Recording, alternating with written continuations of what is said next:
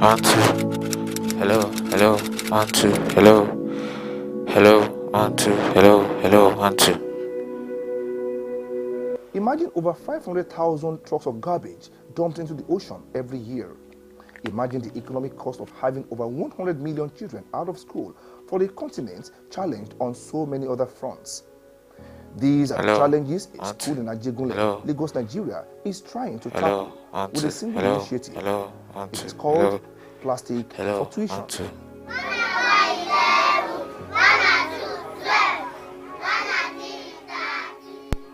At first, I thought I was entering some kind of store or a viewing center that we see around. But in here, destinies are being shaped, lives are being modified. The future of our tomorrow that we talk about is being raised.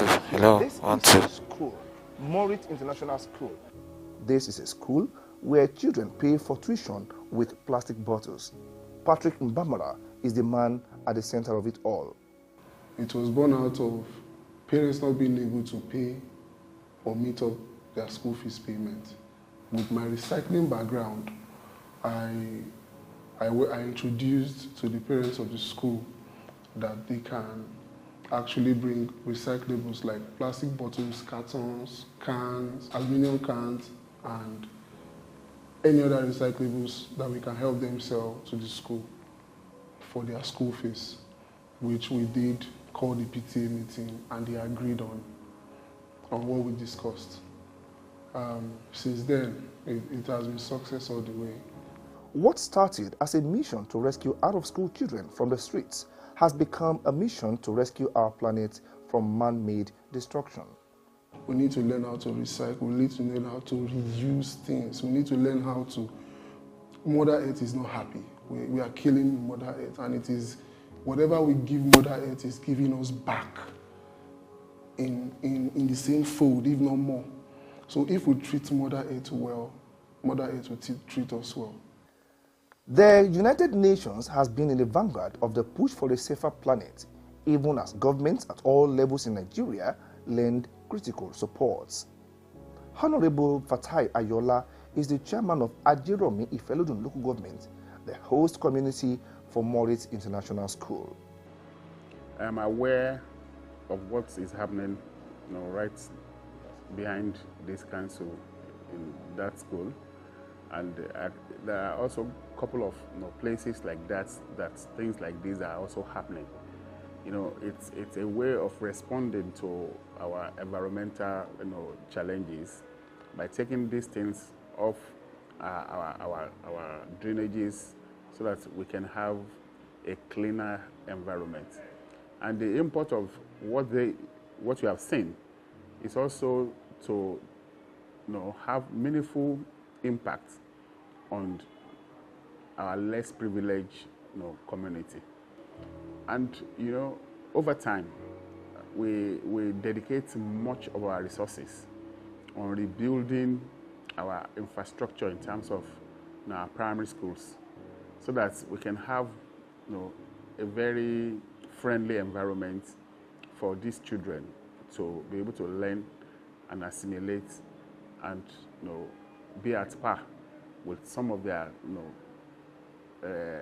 siblings or mates anywhere in Africa.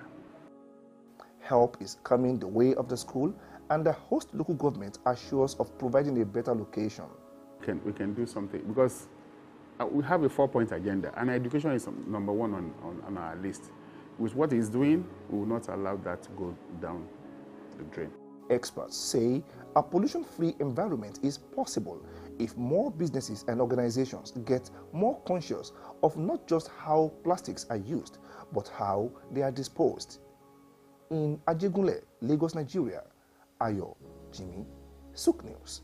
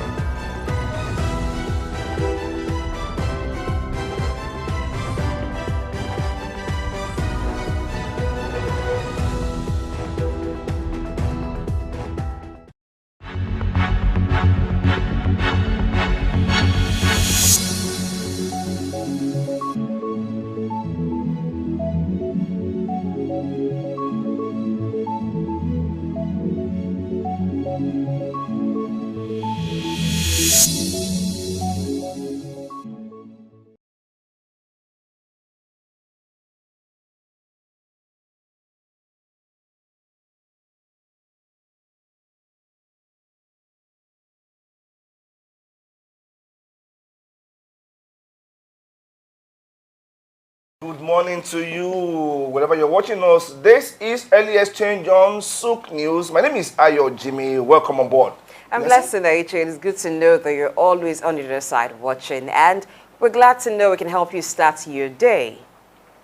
Okay, so on that particular note, how best can we start our day other than giving you what has happened in the last couple of hours since some of you were sleeping or were busy doing whatever you're doing business-wise, because time zones actually differ from one place to the other. Of A lot course. has happened in the last couple of hours, and Ola Oluwa Awe is standing by in the newsroom to bring us news updates from around the world. Ola, good morning to you.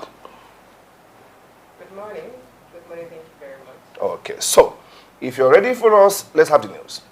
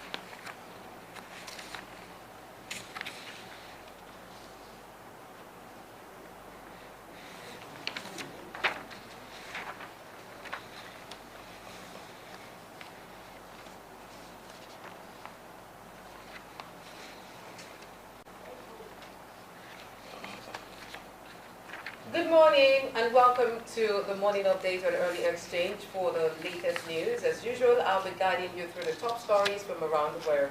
I'm Olaoluwa. Let's get to it. Now, the federal government, through the Tertiary Education Trust Fund, TED Fund, is taking steps to close the digital skills gap between industries and educational institutions. This was disclosed by TED Fund's Executive Secretary, Sonia Chono, and he announced the government's plan to implement a policy that will ensure higher institution students acquire digital skills before graduating, adding that by bridging this gap, the government aims to produce graduates who are globally competitive in the workforce. Mr. Ichono hinged this goal on the need to address what he called a shortage of skilled manpower in Nigeria to serve this large population, adding that teaching staff, non-teaching staff, management personnel, and the majority of the workforce lack digital skills. Before we move on the morning news update today, let's go on a short break. We will be right back.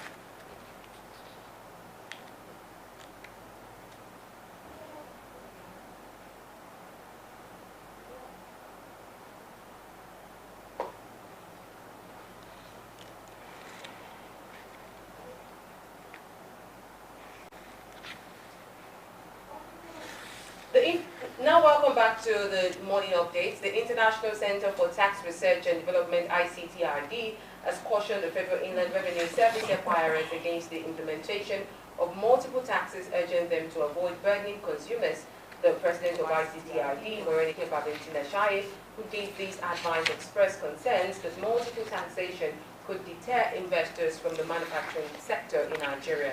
She emphasized that the cost of domestic production currently surpasses that of imports, making it crucial to avoid increasing value-added tax VAT, as it could lead to job cuts and higher unemployment rates.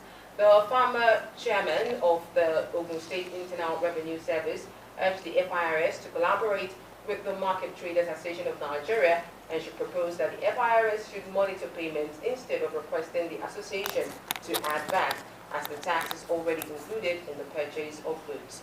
Now, the Federal Competition and Consumer Protection Commission, FCCPC, says it is ready to delete from Google permanently any loan app that harasses customers. This decision was made known by the Chief Executive Officer of the FCCPC, Babatunde Rukera, who addressed several reports made by Nigerians about digital lenders. It is also the latest measure implemented by the federal government to safeguard Nigerians from the negative impact of these digital lending platforms. Earlier this year, the FCCPC made it mandatory for loan apps to register with the Commission, and as a result, currently 180 applications have received either full or conditional approval to operate in the country. Additionally, Google recently declared that loan apps would require regulatory approval to be available on its App Store. And now to a health-related story. The federal government has initiated the malaria modeling program with the aim of achieving zero malaria prevalence in Nigeria by 2025. The national coordinator of the National Malaria Elimination Program, Dr. Petra Moibi, who disclosed this, added that the program uses data in various contexts to inform decision-making regarding malaria programs and elimination strategies. Dr. Moibi says the country's malaria prevalence currently stands at 22%, and that there have been improvements in the population's behavior in seeking care for the disease. According to him, malaria modeling involves analyzing different factors such as epidemiological and entomological factors, vector behavior, socio-economic factors, and urbanization. By employing models and analyzing available data, health experts can identify areas with the highest disease burden and the contributing factors. The national coordinator reaffirmed the federal government's commitment to eradicating malaria by 2025 using data-driven approaches for disease tackling and prevention. And away from Nigeria, Iran has signed a $27 billion energy deal that aims to increase oil production and boost the country's capacity to produce energy with 4 oil, gas, and renewables projects with French oil Total Energies. The Total Energies chairman and CEO, Patrick Pouyanné, calls the deal historic after signing it with Iraqi oil minister Ayan Abdel Ghani at the ceremony in Baghdad. He said the project will begin this summer and would have an investment of over $10 billion over the next 4 years. The Gas Growth Integrated Project, GGIP, aims to improve the country's electricity supply by recovering fled gas at 3 oil fields and using the gas to supply power plants, helping to reduce Iraqi's oil import bill. On its part, Total Energy said it will develop a 1 gigawatt solar power plant to supply electricity to the Basra regional grid, inviting Saudi company Aqua Power to join the project. And now, the Dubai court is set to establish the Emirates' first inheritance department specifically designed for non-Muslim residents. This development allows non-Muslim individuals to prepare and execute the wills in accordance with their own laws, and also provide a clear legislative framework that ensures the effective implementation of non-Muslims matters regarding inheritance. With the creation of this dedicated department, non-Muslims in Dubai will have a platform to formalize their wills and have them administered by the Dubai courts. This initiative reflects Dubai's commitment to honoring cultural diversity and enhancing its comprehensive and advanced service framework.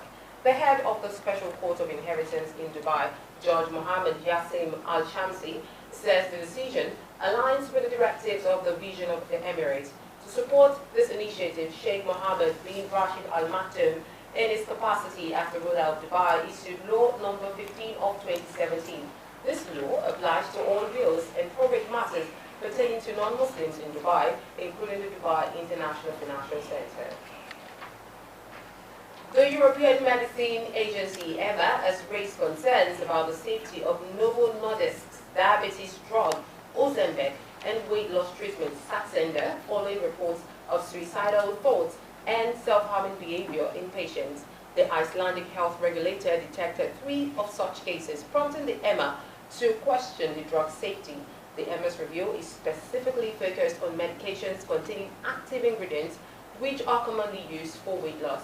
This assessment follows a previous safety signal regarding thyroid cancer associated with Novo's products containing semaglutide.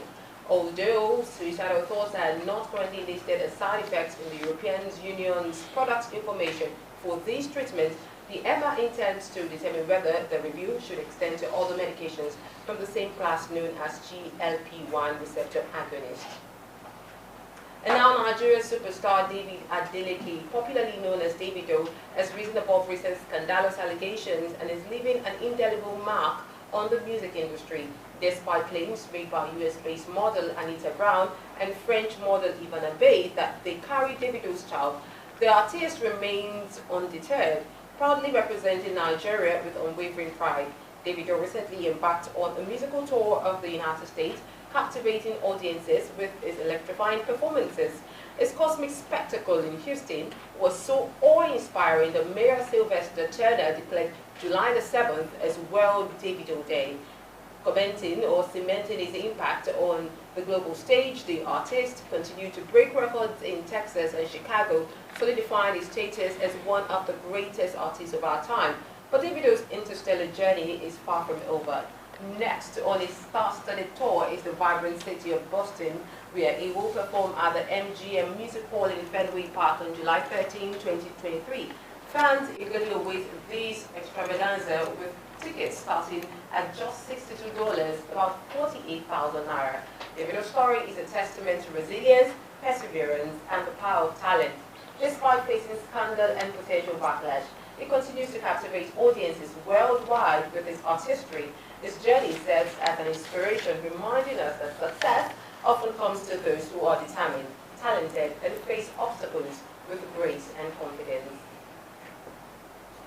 Moving away from that, Nigeria has emerged victorious in the 2023 African Under-21 Nations Women's Volleyball Championship Zone 3 held in Niamey, Niger Republic. The Nigerian team triumphed over Ghana with a convincing 3-0 victory in the finals, thereby securing the championship title. In their opening match of the tournament, Nigeria comfortably defeated their local rivals, Ghana, of course, the 3-0 win. They continued their winning streak in their second match against the host nation, Niger, securing another 3-0 victory. Displaying dominance, the team then overcame Benin Republic with a dominant performance in their third match, also winning 3-0 to secure a rematch against Ghana in the final. Following the championship win, coach Rakia Mohammed expressed gratitude to God for the team's success and argued that the victory marks a significant achievement for Nigeria, as it is the first time the country has secured a trophy at the underage level in women's volleyball. And that's the morning update on Early Exchange. Thank you very much for watching. Continue to watch. We'll do this again tomorrow at exactly 7:05 in the morning. I am Olaoluwa Awe. Let's get back to the Early Exchange studio.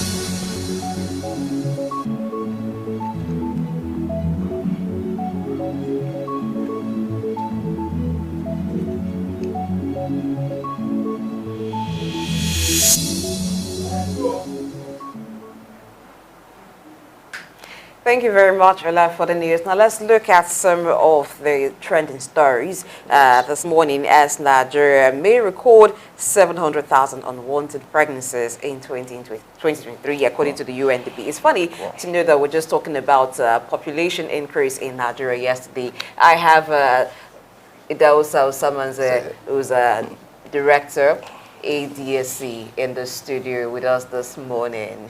Welcome. Good morning. Yeah, good morning. Oh, very good morning to you. Okay, yesterday we spent quite some time talking about the World Population Day, and this is just like an extension of the talking points yesterday. It is 700,000 unwanted pregnancies in 2023.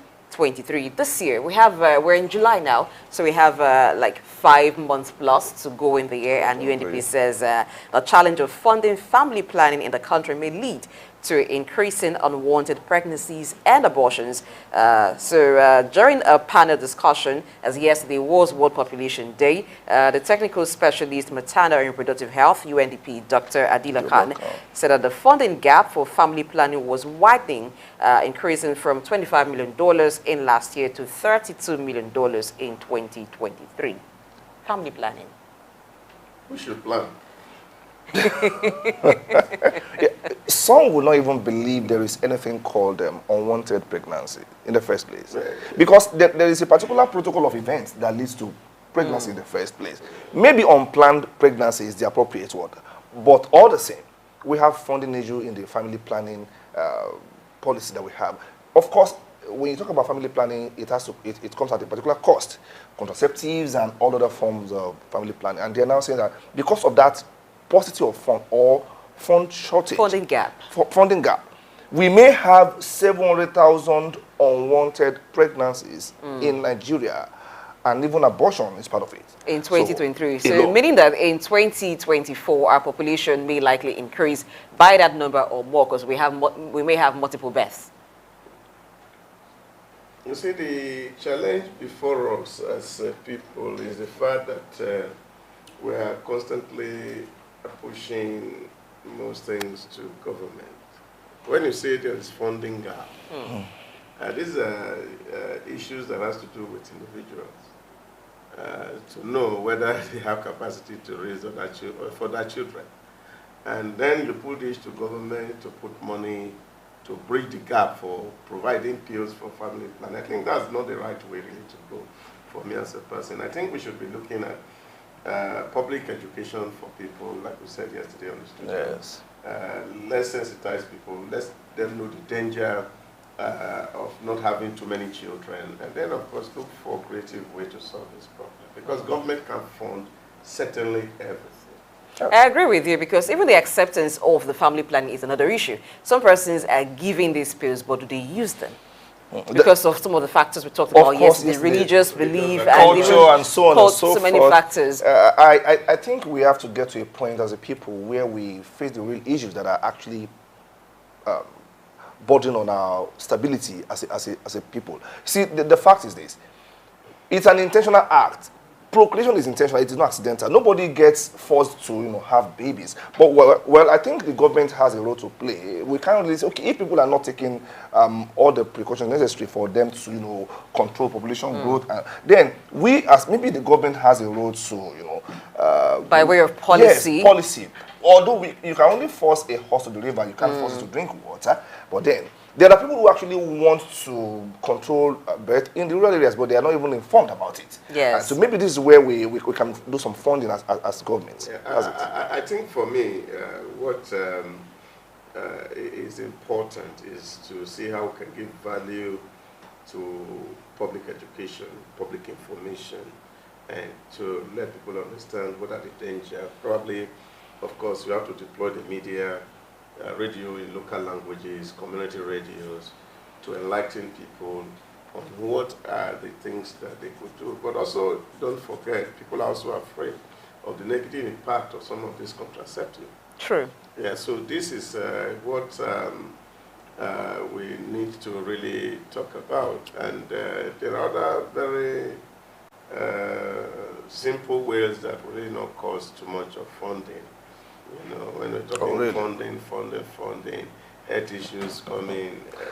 But then the truth is, for me, is where this data is coming from is another thing. So, well, this is according to the UNDP. 700,000 unwanted pregnancy. How did we arrive at this figure? It's a projection based on available statistics or data. And it is according to the United Nations Population Fund. So they should have given us the pre-data.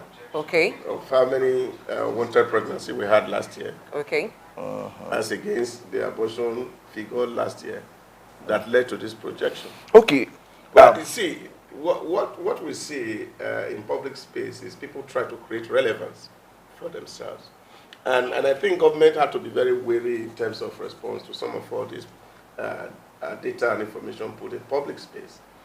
We have to know what role should government really play in terms of provision of health to people, access to health. We're talking about it, but this one is not really health issues. So they're talking about issues that have to do with population control. So what we should be talking about is how do we enlighten the what women can do to avoid pregnancy, what men can do to avoid pregnancies, and what are the likely chances for a woman to get pregnant.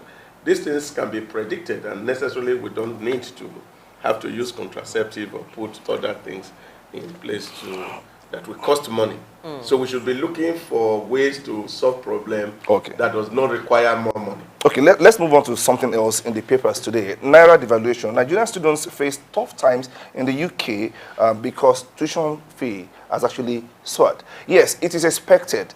When the FX market was deregulated, of course, the Naira equivalence of tuition fee worldwide will rise because Naira can't compete well for now with currencies like the pounds and the dollar. And I know a lot of students who are there in the UK who have actually made part payments at the rate of 410 Naira to a dollar or 600 to a pound that way.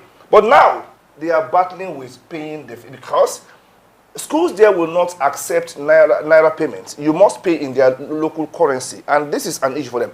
Many of them actually took loans that they believed would cover the duration of their studentship, but now they are in a kind of dilemma and they are struggling to pay. And schools will not allow you continue as a student after a while if you don't pay. Well, I think for me, it's sort of good news, really. How is that good news? It is sort of good news. You see, we must deliberately have to build our own environment and our systems. We have been using public funds to support the luxury of few individuals. Okay. We have over 168 universities in Nigeria. So there's no want to schools in Nigeria. So why will government be funding people who have the luxury to want to send their children to go and read abroad? But a lot of these students are not funded by the federal government. Some of them are individuals. You see, they were applying for Form A so that they can get a forest at official rates. Yes. Okay, that's the funding Yes, of part. course, because the gap between the official window and the parallel market window Is wide. Who was bridging it? It's the federal It's the government. federal government, and we are not having dollars. It's not that we are sending these children on a specific purpose to say, okay, government is sending them to go and train them abroad so that they can bring specific skill home. Parents want to send their children abroad. That's luxury. So if you want luxury, then you should be able to pay for it. So I don't think it should be a clamor or things that should give anybody any serious tension.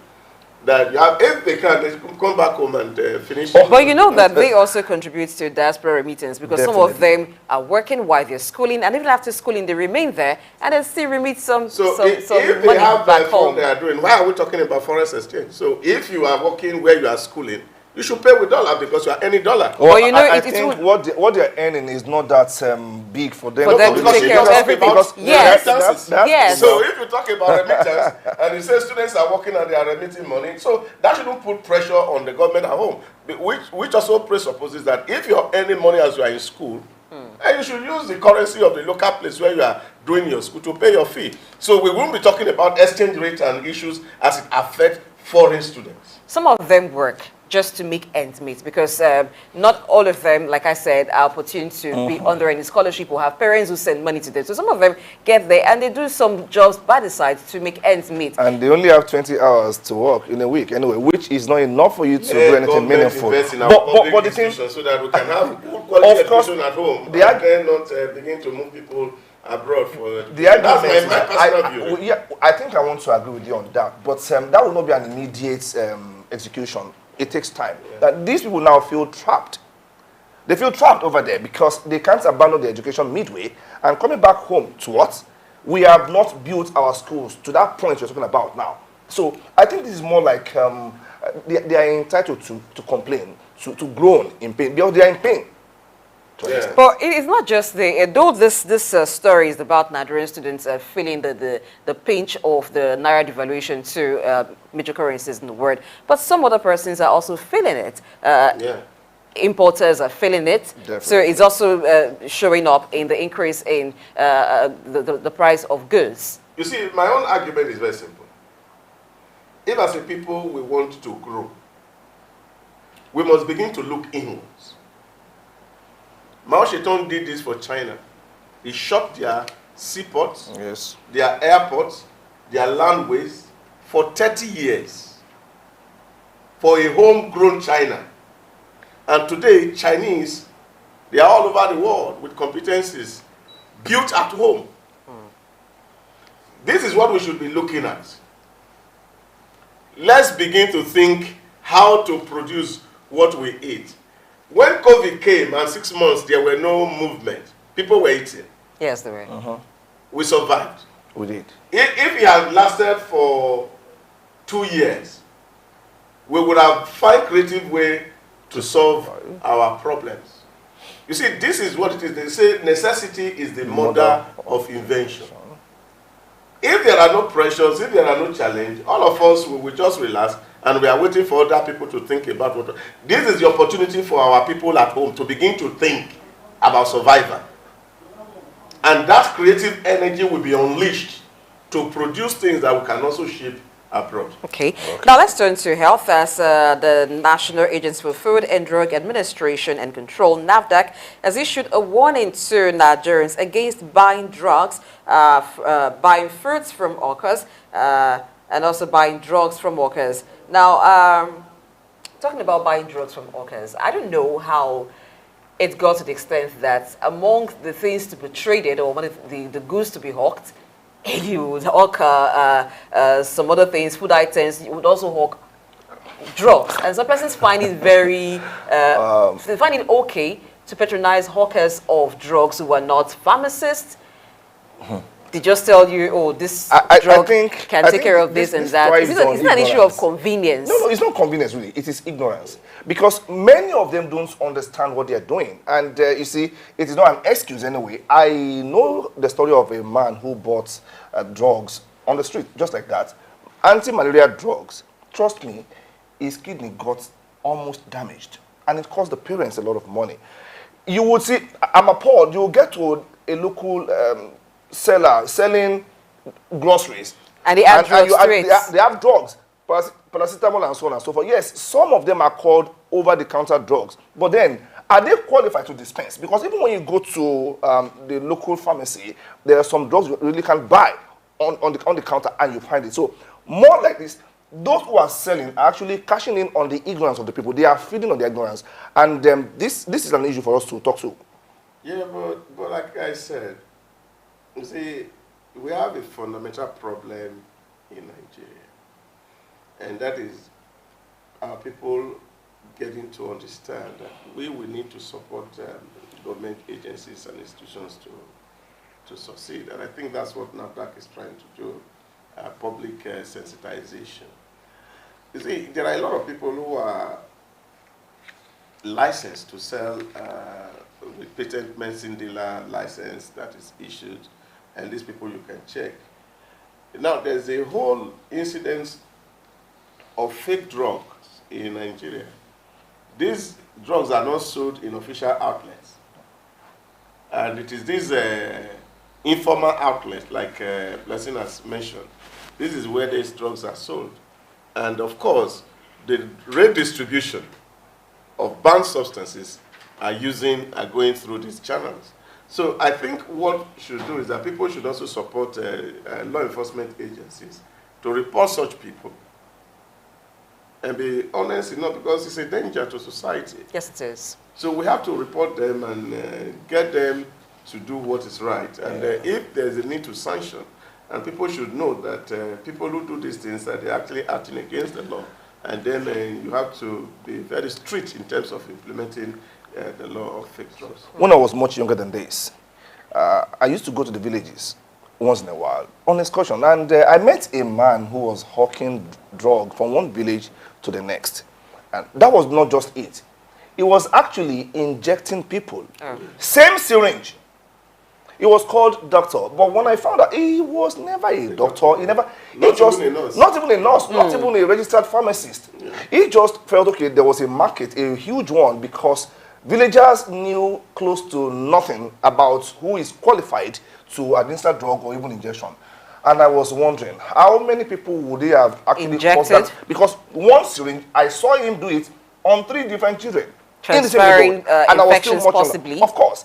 And these are very strong issues for us to address as a country. I hope we get to a point where we are able to educate everybody, whether in the rural area or the urban It's area. a failure of governance, really.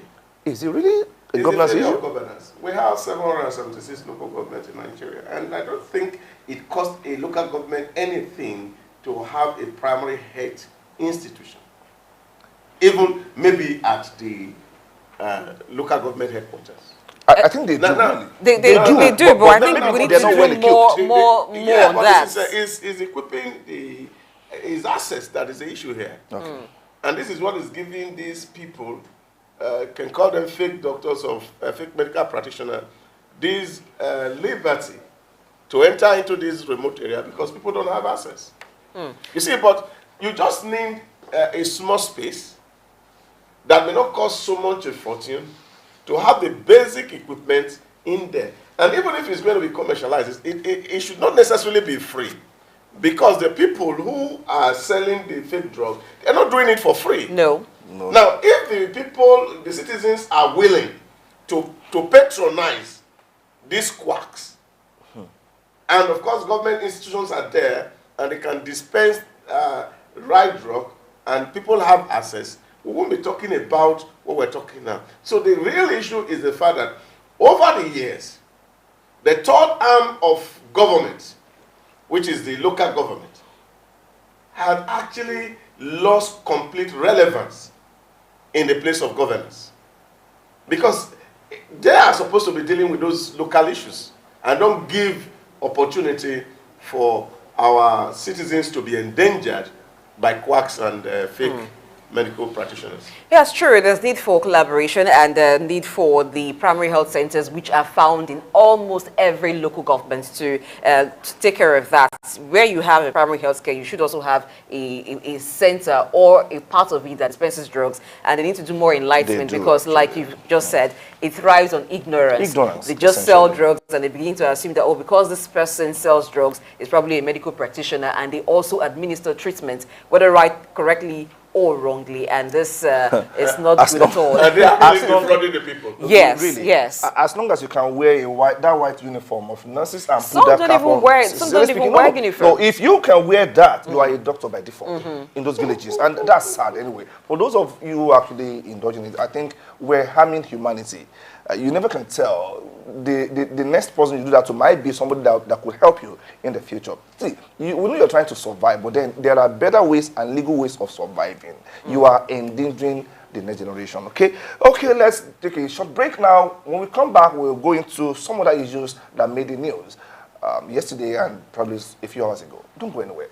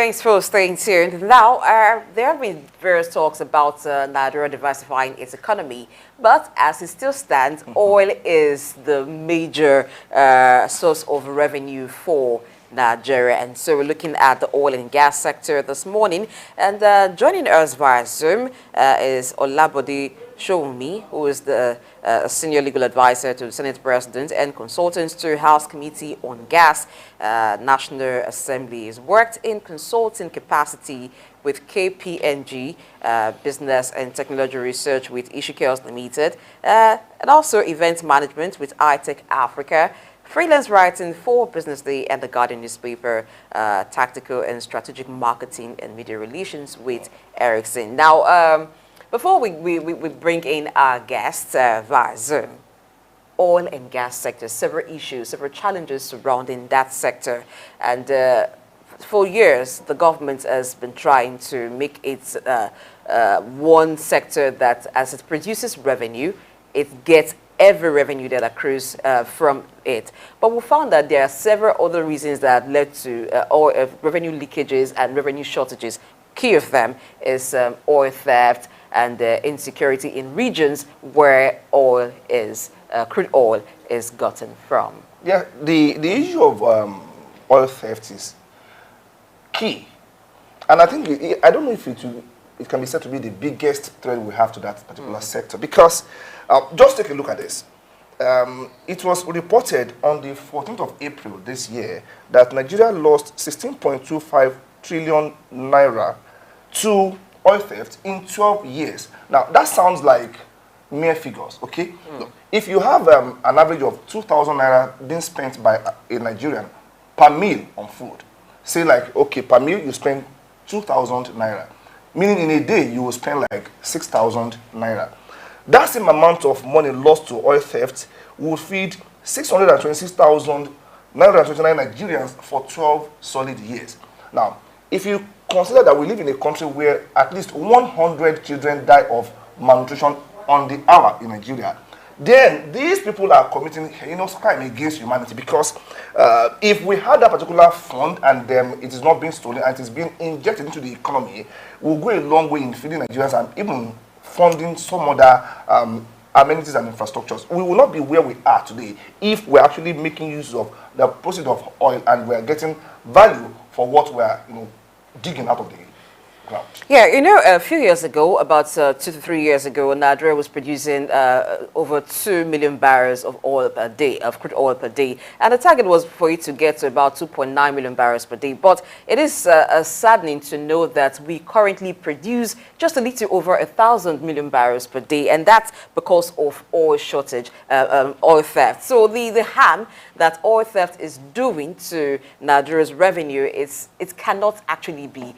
quantified. You just talked about the number of Nigerians that could have been fed in 12 years, but the money lost from the oil revenue due to oil theft. Children dying of hunger, they would have benefited so much. But this goes to the pockets of a few persons who have decided to sabotage the common economy of Nigeria. We'll be looking at how does this sabotage take place, how it happens, and how it can be handled. Remember that a surveillance, a private investigator was contracted by the federal government to look into these issues. But still, we're having the issue of oil theft persistent. It was in the news recently. I think Asari Dokubo, accused the military of being behind some of these oil thefts in the creek. He asked a simple question: how many Nigerians have the capability, so to speak, to really go into the creeks and go onto the high seas and steal oil the way it is being done? Okay, that's an allegation, okay, and they can come to their own defenses. But the fact is that the Nigerian government is not really resting on its oars. We're trying every day to, correct the anomaly. We still remember the recent PIA that was passed in 2021, which is being described as the most ambitious and most audacious reform that has been, attempted in the oil sector.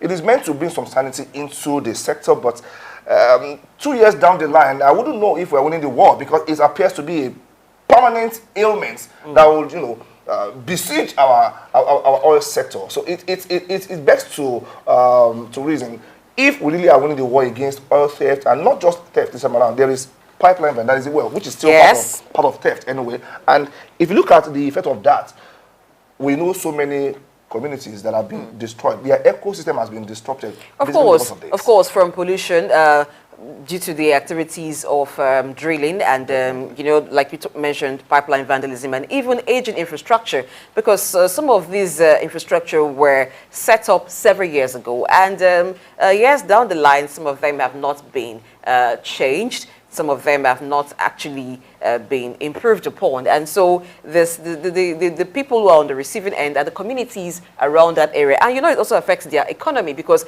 a lot of them in that area actually are into fishing.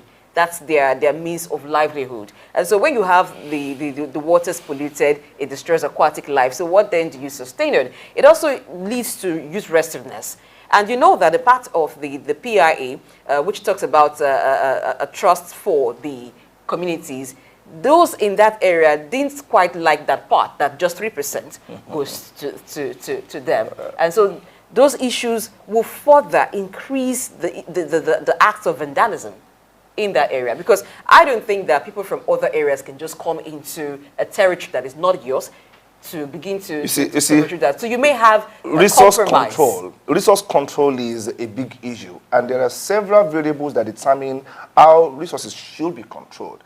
We claim to be operating a federal system of government. We're not, actually, because if we are, then we would factor in resource control as a critical topic of discussion. I know that most of the youth restiveness that we have in the Niger Delta stems from the fact that, okay, people felt it's unjust. We are the ones who are suffering it. If you've been to the Niger Delta and you see the quality of air that has been breathed, go to a place like Warri, you really understand the pains these people are going through.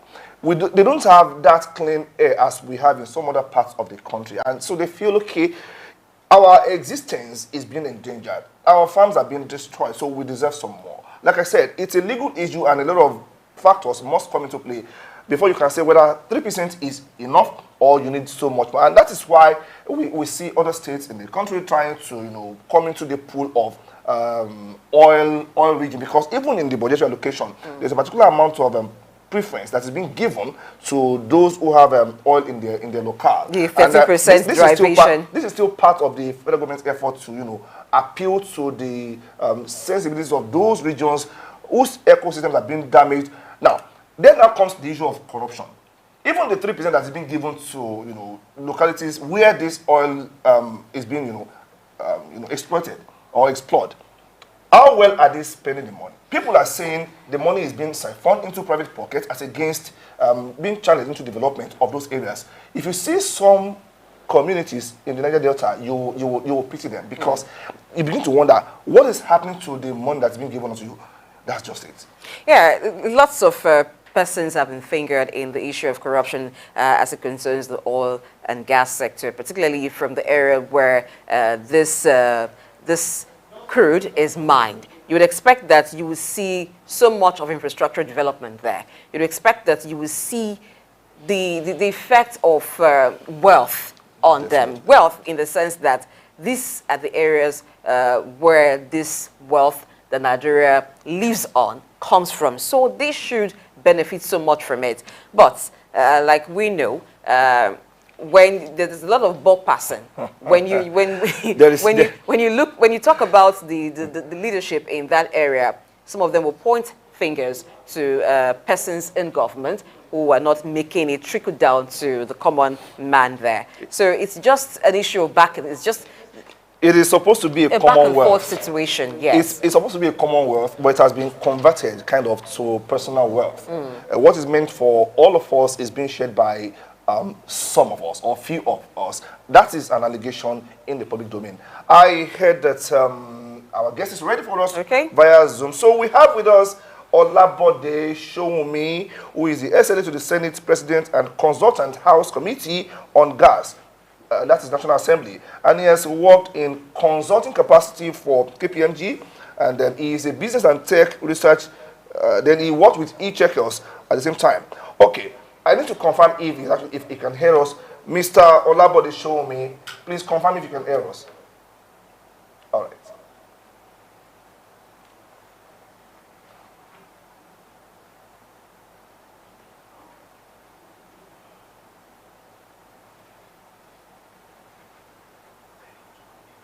Can you please unmute? You are not audible. Can you please unmute yourself? I can't hear you here in the studio. Okay, good morning. Good morning. All right, good morning. Good morning, Okay. Can you hear me? Good to have you in our studio. Welcome. Yes, before you joined the conversation, we took a deep dive, or let me say a little dive into the issue of oil theft, which is one of the problems bedeviling that oil sector in Nigeria. And I did mention that it was reported that 16.25 trillion naira was siphoned away in terms of oil theft in 12 years. That's a native report.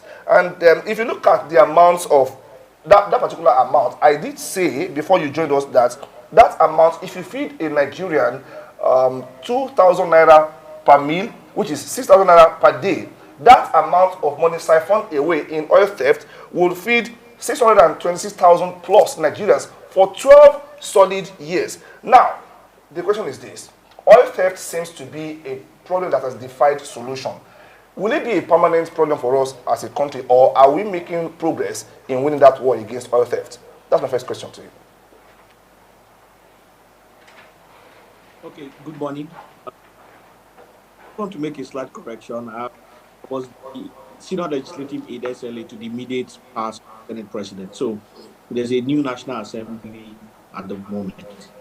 So having said that, to hit the root of the question that you asked, while your analysis is correct in terms of the amount of people that it can feed, but corruption is endemic. So you are not likely to see thefts only in the oil and gas sector. You are likely to see it in education. You are likely to see it in health. You are likely to see it even in sports, where allowances are not paid. So if we are to do that kind of extension, you probably see it everywhere. Having said that, to the question exactly, should we or are we likely to see this thing continuing forever? It's $1 million question, but the simple answer is that no, we should not see these things happening forever. To begin with, all theft is against a system. In other words, there's a system that should normally flow. And when you start to steal or you start to interrupt the system, you are calling for the system to call it into order. So when there's an accounting system, for example, and some people cook the books or they interrupt the books, how do auditors find out who actually stole?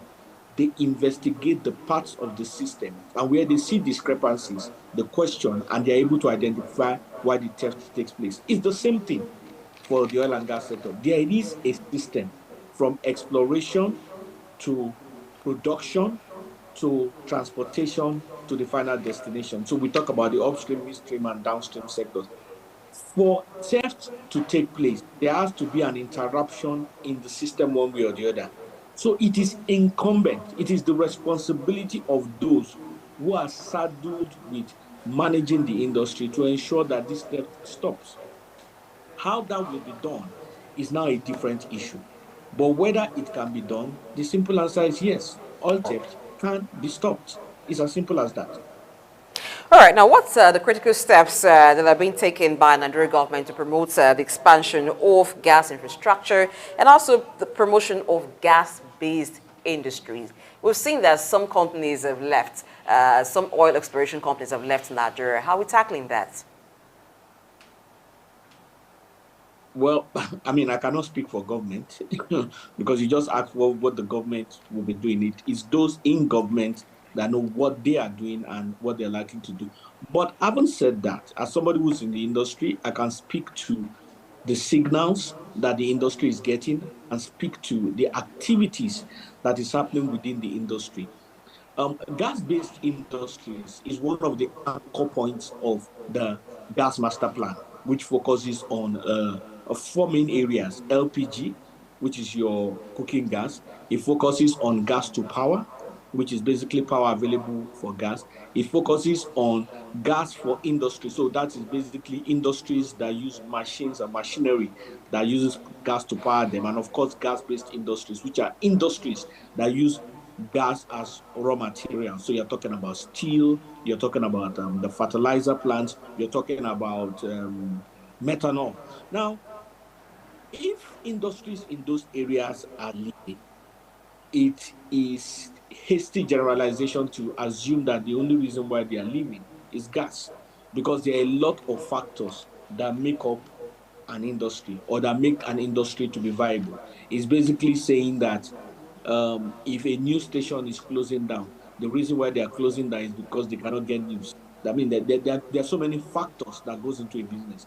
So if an industry is closing, it would be, rather than being speculative, it would be nice to do a deep dive, ask some questions to those who are leaving, ask some and check it across board to be able to know what the causative factors are. It may even be just mismanagement that is making them to leave. So we cannot speculate to the people who are leaving. We can just we cannot speculate to get right answers. We can only do a deep dive when we have data and verifiable information from them. Okay, let's talk about the Petroleum Industry Act that was passed in 2021. It has been described, I said earlier, as one of the most audacious bills passed to reform the oil sector in Nigeria and put some sanity and introduce accountability and transparency into the way we operate our oil industry. Okay, it's been 2 years down the line now, and yes, in some quarters, it will be said that we are already beginning to see the effects of that particular act that has been passed. But then, let me ask you, your judgment. How well are we executing the dictates or the postulates of that particular act to the letters? Are we making any meaningful progress, or is still a long way to go from achieving the desired objectives for which the bill was passed into an act? Okay, with respect to the when you ask that question, are we making meaningful headway or any meaningful progress? I think the simple answer is yes. But before I start doing an analysis of that, it's important to keep certain things in perspective. An act or a law or a rule, and any rule or any law for that matter, is basically a framework. I mean, say, for example, in an organization, there's a rule that people should resume before a certain time, say 8 a.m. If everybody resumes at 8 a.m., that is not going to guarantee you that people will be productive between 8 and 10. But it is a start. It is a framework to allow people to be productive. There are other factors that come that will make people productive. So when you set up an act, like the Petroleum Industry Act, it is a framework. And it's a framework that is to allow transparency, accountability, progress, and attract foreign direct investment. The act itself is not going to enforce transparency. The act in itself is not going to ensure foreign direct investment, but it is a start. Now, in terms of what the law states, the law asked that NNPC, which hitherto was both a regulator and operator, be made a private company and function purely as an operator. And that has happened. The act stipulates that a regulator properly be set up for the industry. In fact, 2 regulators be set up for the industry that will focus purely on regulation and nothing else. That has also happened. The act has stipulated certain parameters for the host funds, that is the funds that is available for developing the host communities. That has happened. The act stipulates that greater interactions occur between the stakeholders in the industry. And that is happening because for the first time, you are having people who have been communicating with each other for years, meeting face to face and getting a greater understanding of each other and how the industry can function. So in terms of what any act would do for a 2-year-old act, I think it has done credibly well, because we need to also put in perspective how we were before in the industry and where we are now. So what people want and which they have a right to want also is a perfect industry. But perfection is not something that happens within 1 or 2 years, especially in an environment like Nigeria. So there are many factors that need to be in place for the desired perfection to actually happen. So in simple terms, has the law helped in achieving what it seeks to achieve? The answer is yes, because we must always remember every law has its limitation. Has it created the framework for for a better industry? The answer is a big capital yes. Okay, you just mentioned that the PIA is a framework. Now, good to know that we've gotten to the start point of having the framework. So what are the factors that will ensure transparency and foreign direct investments in the oil and gas sector? What are those factors?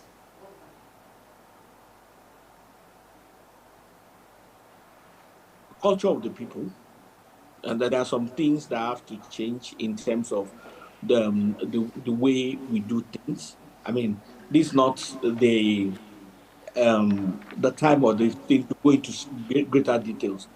Another thing is also greater transparency.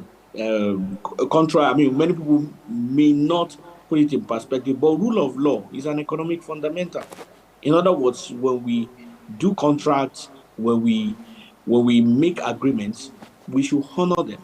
Because when you don't honor them, other people, I mean, you may get away with one deal, but other people will take cue from it. Who wants to bring his money into an environment where, when he has a dispute with you, he is not sure that justice will be served?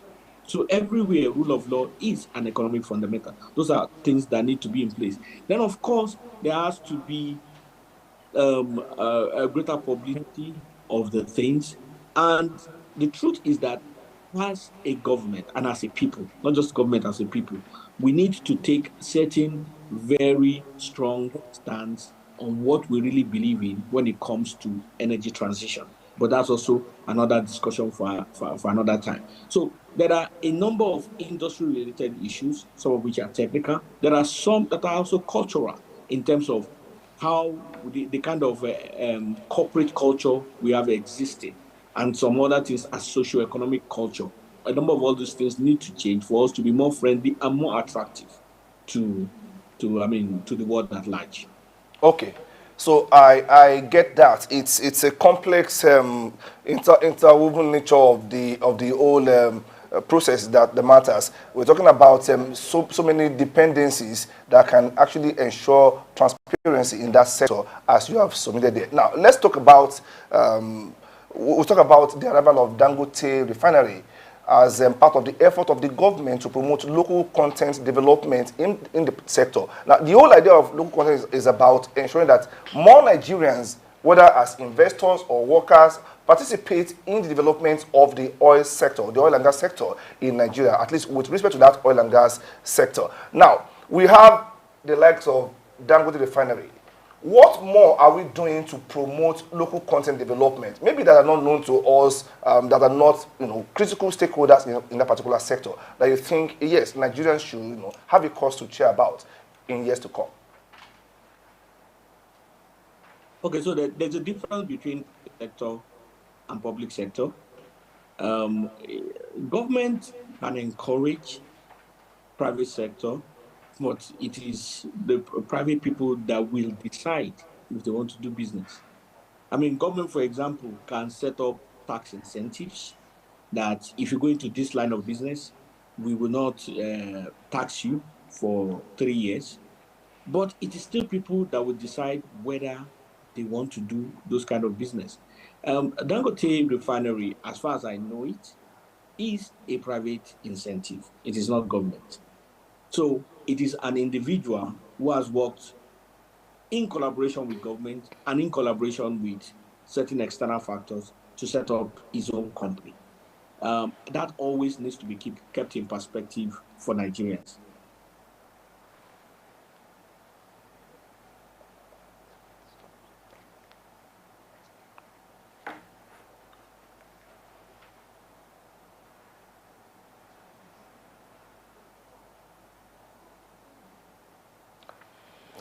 All right, we just lost connection with Olabode Shomi, but so we'll have that back later. But looking at the infrastructure, aging infrastructure in the Nigerian oil and gas sector, you know, we were talking about that a while ago. Yes, before you joined the conversation. Yes. Yes.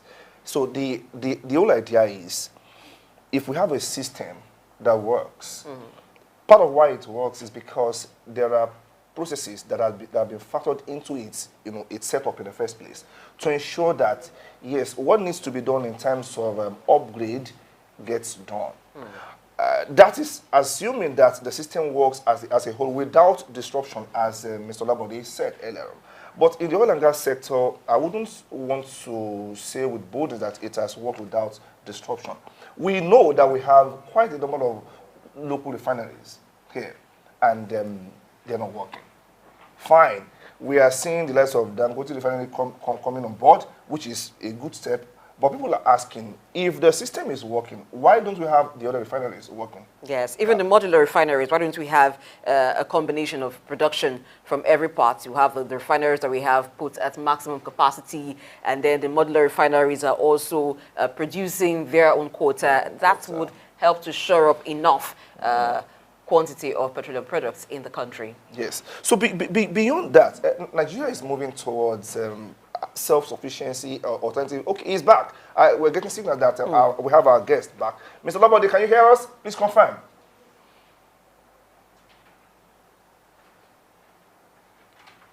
Mr. Labode. Okay, since we still have that particular technical issue there, I hope we have you back, because there are still more questions to ask.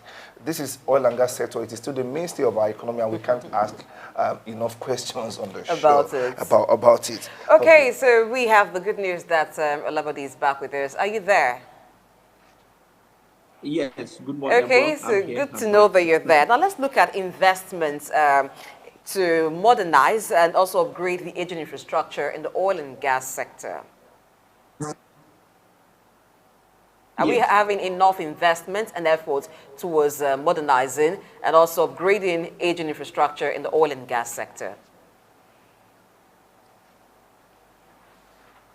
Okay.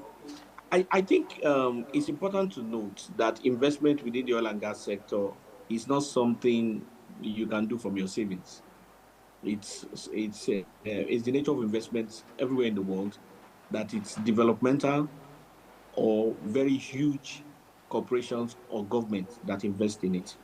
Unfortunately, because of the way that we have done our sovereign wealth fund over the years, we don't have enough within our sovereign wealth fund to be able to invest in infrastructure. So we have to depend on outsiders. So by that factor, we are limited to the option of going to get investors from outside of Nigeria. And because of the global geopolitics with respect to sustainability and energy transition, there are a number of people who put very stringent conditions for them investing, or they just really don't want to invest in oil and gas.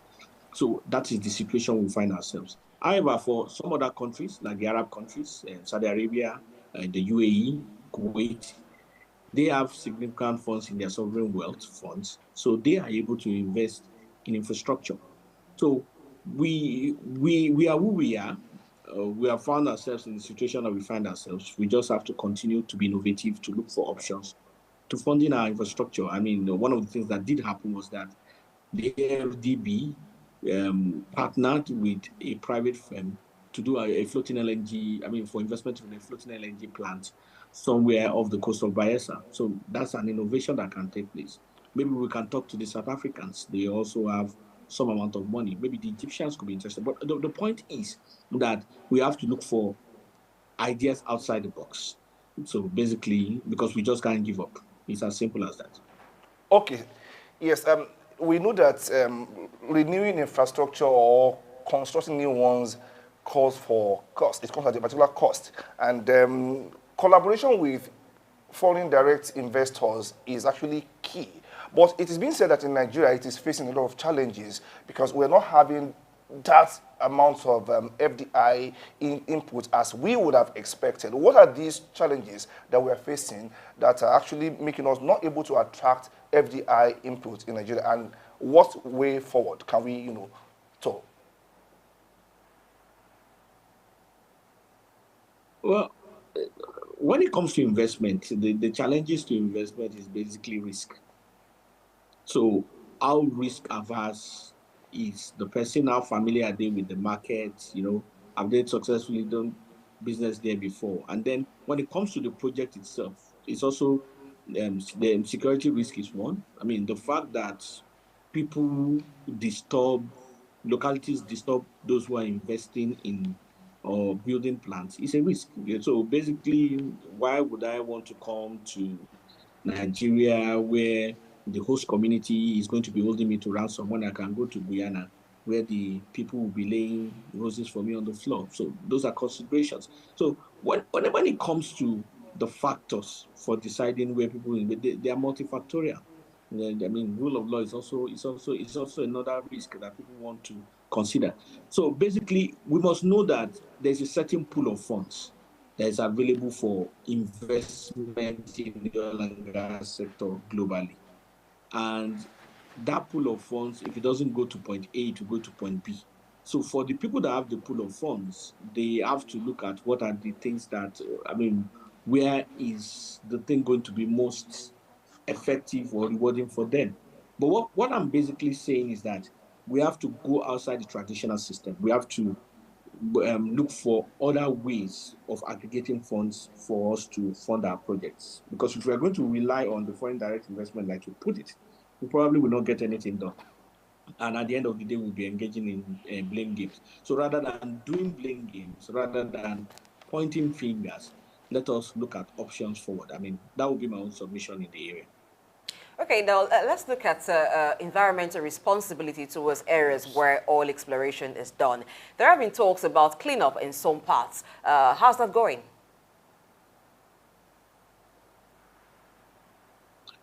I wouldn't know the updates, but responsibility is two ways. So it's like a husband and a wife. And every business relationship too is like a marriage between two parties. So while there are responsibilities from those who are operating, those who are executing those things, there are also responsibilities from the host communities. So with respect to the cleanup and all that, I'm not in a best position to know that, because you have to look at it on a case-by-case basis. In other words, a project-by-project basis, because it is not everywhere we have pollution, and it is not everywhere where you have issues with those communities, and it is not everywhere where there are pollution that there has not been remediation. So we just basically have to look at the case-by-case basis to be able to identify what is happening in the scenario. Okay, so let's look at our own domestic need for oil as against our export obligations. How are we striking the balance? We know that we're not refining enough here for our use, but even the ones that are brought in, we still take some as a matter of export obligation to maybe neighboring African countries. How are we striking the balance between our own domestic consumption need and the export obligation?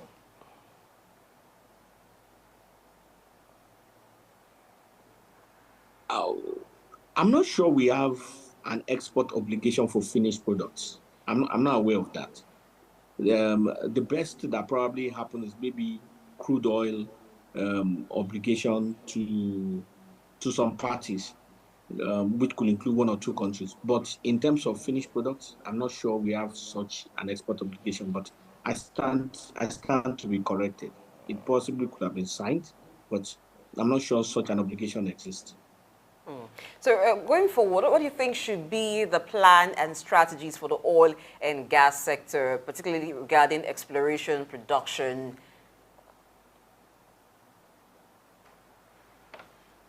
Well, I believe that that's what we've been talking about, because we talk about plans for exploration and all that. But if you want me to speak to maybe certain things that may need to happen for the progress of Nigeria, we need more gas for both locally, even and for exports. So everybody knows we have gas, but when you look at it, there is not gas available. So it's a case of being surrounded by river water but there isn't enough processing plants to turn the river water into drinking water. So you have water everywhere, but none available to drink. Now, for us, for the gas that we have in the ground to be used in a way that is profitable, it needs to be processed. So it needs to go through what you call a gas processing plant. We don't have enough of those plants, and we also don't have enough of upstream investments where there are drilling efforts that bring up gas. So whichever way, for us to start making progress, we need to invest in gas processing plants, which are in the hundreds of millions of dollars. So it's not something you can bring out of your back pocket and start. The projects has to be financed, structured for financing, and it's also going to be tied to gas that is going to come from exploration. So that means we have to start having new exploration projects that will focus either only on gas or that will focus on both oil and gas. So, those are the areas to look into. And of course, definitely infrastructure. We need infrastructure across the country.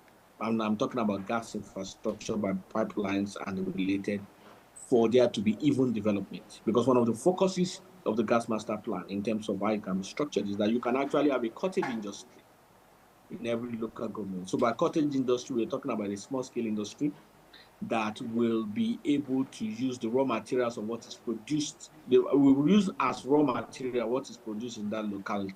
Say, for example, if the place they produce a lot of mangoes, you can have a mango fruit processing plant that will produce mango juice and a number of other things. So it takes the mangoes from that area and it is defeats. What processes that will be gas.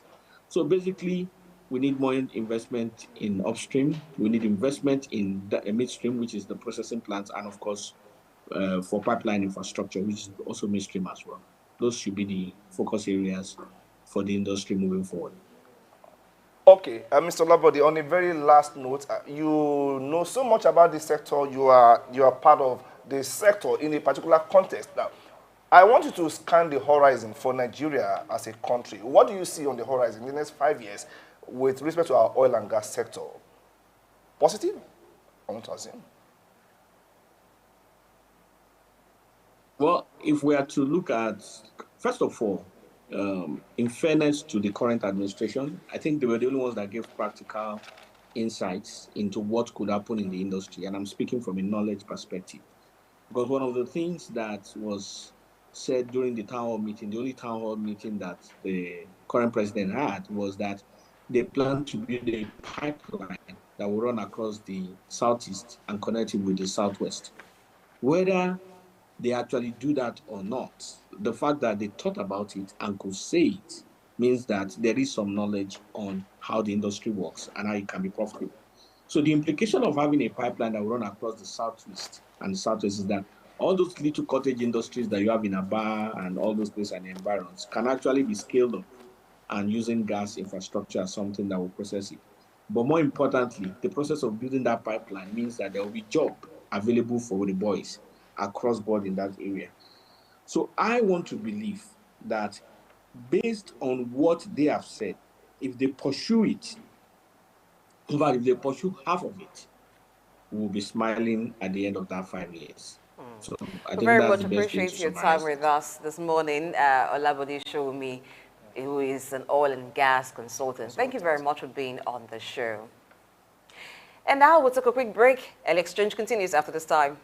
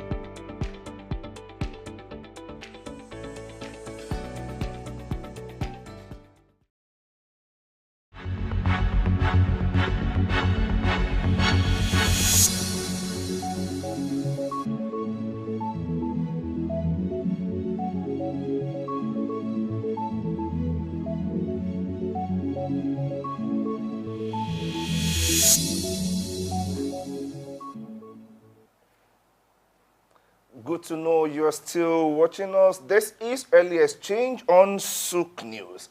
So we move over to the issue of the repatriation of the Abacha loot, which is in court. While we won't try to play the role of legal icons, well, we're not anyway, it's still a topic in the public domain. Of course and it is. I think it calls for some kind of discussion.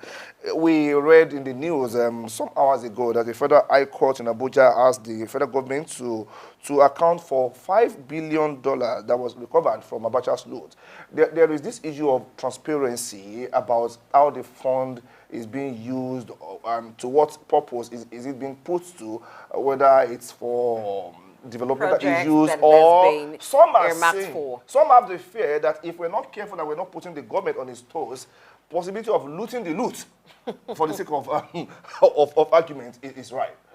Yes, according to the BBC, from data it gathered from the federal government, World Bank and Transparency International, of that $5 billion that the late Nigerian head of state, General Sani Abacha, looted from public funds, $3.65 billion of that have been recovered so far in 24 years. Okay. And so SERAP, a Nigerian rights group, have actually filed a lawsuit to which the judgment is that the current government, talking about the administration of President Bola Ahmed Tinubu, should ask that past governments give account of how much they've received as a repatriation from the looted funds and what they've been put into use. Like you just mentioned, everyone is interested in this because you're a Nigerian, I'm a Nigerian, and and in the outside is also Nigerian, and that's why he's here with us again to discuss this. Whenever something like this happens, it's a commonwealth that is being talked about here. And so the interest is, what has this money been used for? What projects has it been mapped for? Let's know how far the monies have been put to use. Well, I'm not asking you to tell us what it has been used for, because you're not part of those who have used it. But let's speak to the issue. But what's your opinion on SERAP demanding for transparency and accountability? I think I'm not a lawyer, so I won't be able to look at the technicalities of the issues at stake. But I would want to speak to the moral implication of the ruling of the High Court in Abuja on the current regime of President Bola Ahmed Tinubu. You see, because in the public space, there is a whole lot of trust deficit. Yes. And the public don't have confidence in government and its officials.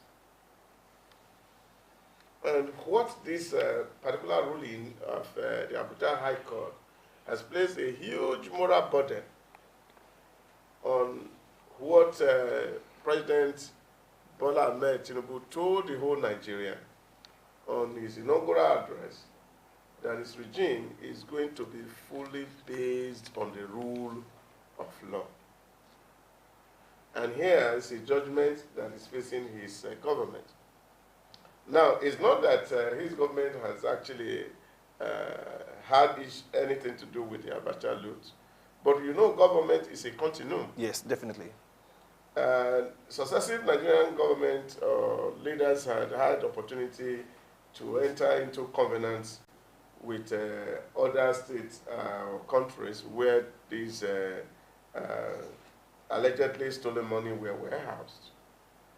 Sometime in 2022, we saw this argument back and forth when about 322 million US dollar was to be repatriated from Switzerland. And the Switzerland government were requesting that they don't want this money spent on any other thing, but it should be used for the poorest of the poor. And the government entered into an agreement with Switzerland.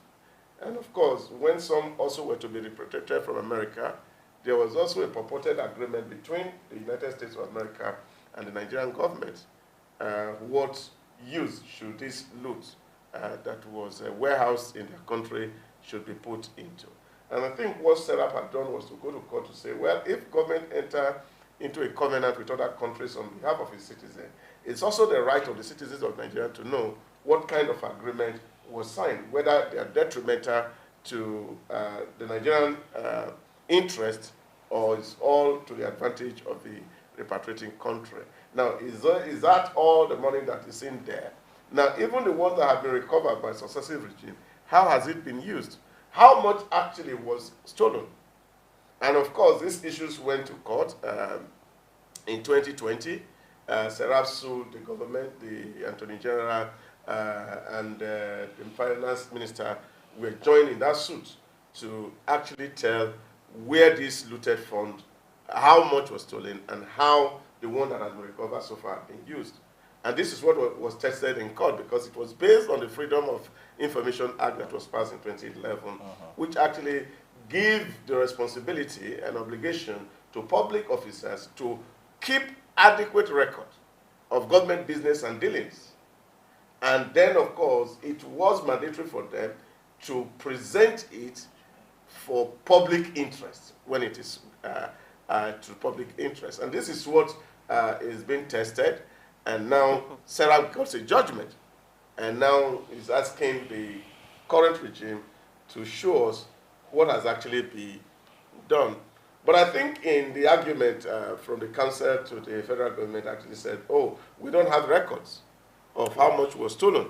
And then, of course, we also don't have the record with us of what has been received so far. And the ruling says, well, that argument is neither here nor there, because it's not standing on any serious legal ground, because in the Act itself, that Section 7 of the Act actually has said, in case that somebody is asking for an information and it's not in your disposal, it is your responsibility as an agency of government to transfer that same request to the agency that has the information. Okay. So that's the point of the ruling. So the Federal Ministry of Finance said they don't have the information, but it's incumbent on them by the provision of the Freedom of Information Act that they should transmit that request by SERA to the agency that has the record. So what will seem to be happening here is that record is not anywhere, and that will not be acceptable international best practice, that government businesses have to be actually and properly documented. Now, those are the facts around the case. But what is the moral burden for the new regime? The moral burden here is the fact that there's a court order, and the government must be seen to be obeying the order of the court. Because a lot of the investing public are still skeptical of bringing in funds into the economy. Yes. And the real reason why people can't pull in funds into the economy, when we're talking about issues of foreign direct investment, is people are not sure of the judicial system or the mechanism for dispute resolution, how quickly it will be. You can get into a system and you put your money in the system, and then issues are arising or cases come out of them. Can you trust the courts to do the right thing? And if the court will do the right thing, will you also trust the government that they have the wherewithal to actually obey the court? This is what is at stake here. Now, once people can see that government obey its laws and the ruling of its judicial institution, people's confidence in the economy will grow. Okay. A lot of people will want to put in money because they are sure that even if cases come out of such investment, they are sure to some certain degree that justice can be served. Okay, this is more like a litmus test for the Tinubu's presidency, because silence here is not an option, No. and self-defense is equally not an option. Even if the legal system does not find the, is it local standing they call it, to nail you, in the court of public opinion, you will be nailed if you're silent or if you self-defend. That's the idea. Yeah, but you see, the beauty of the whole case is the fact that the Freedom of Information Act also gives government the liberty to say, oh, there are some information that we cannot release. If they have issues to do with security, national security, if it has to do with issues that have to do with third party, that you don't want to disclose their information. Now, if government is not satisfied with the ruling of the Federal High Court, they can actually appeal this judgment also. Okay. Because it's not a final verdict.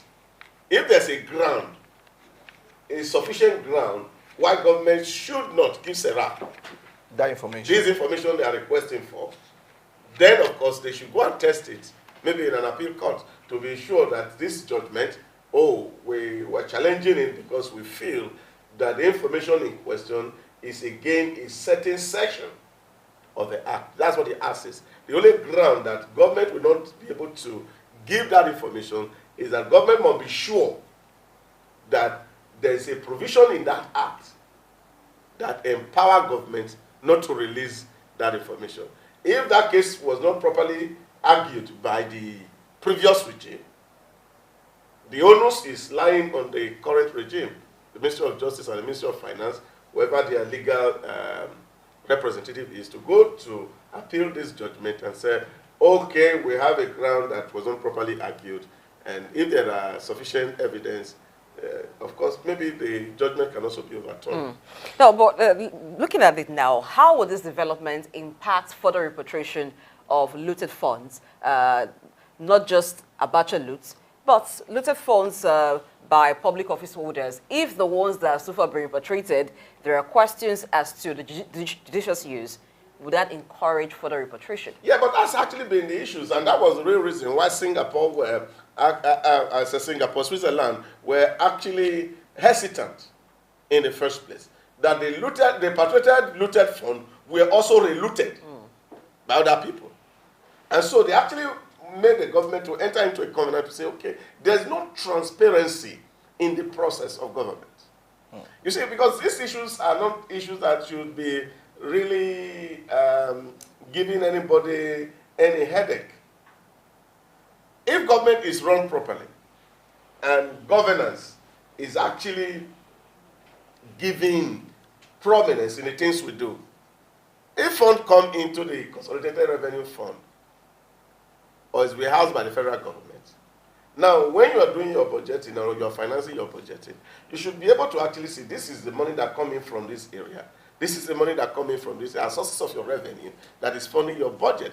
And that should not be something that government should be secret about. But the issue here is because we are not really very sure, and this is why Serap had to take this case to court, that we have a right to know that this money actually were repatriated and they were actually put into good public use. Because the former one that was repatriated from the US was actually said that it is going to be used to fix the Lagos-Ibadan road, the second Niger bridge, and some basic infrastructure. Yeah, that is what the former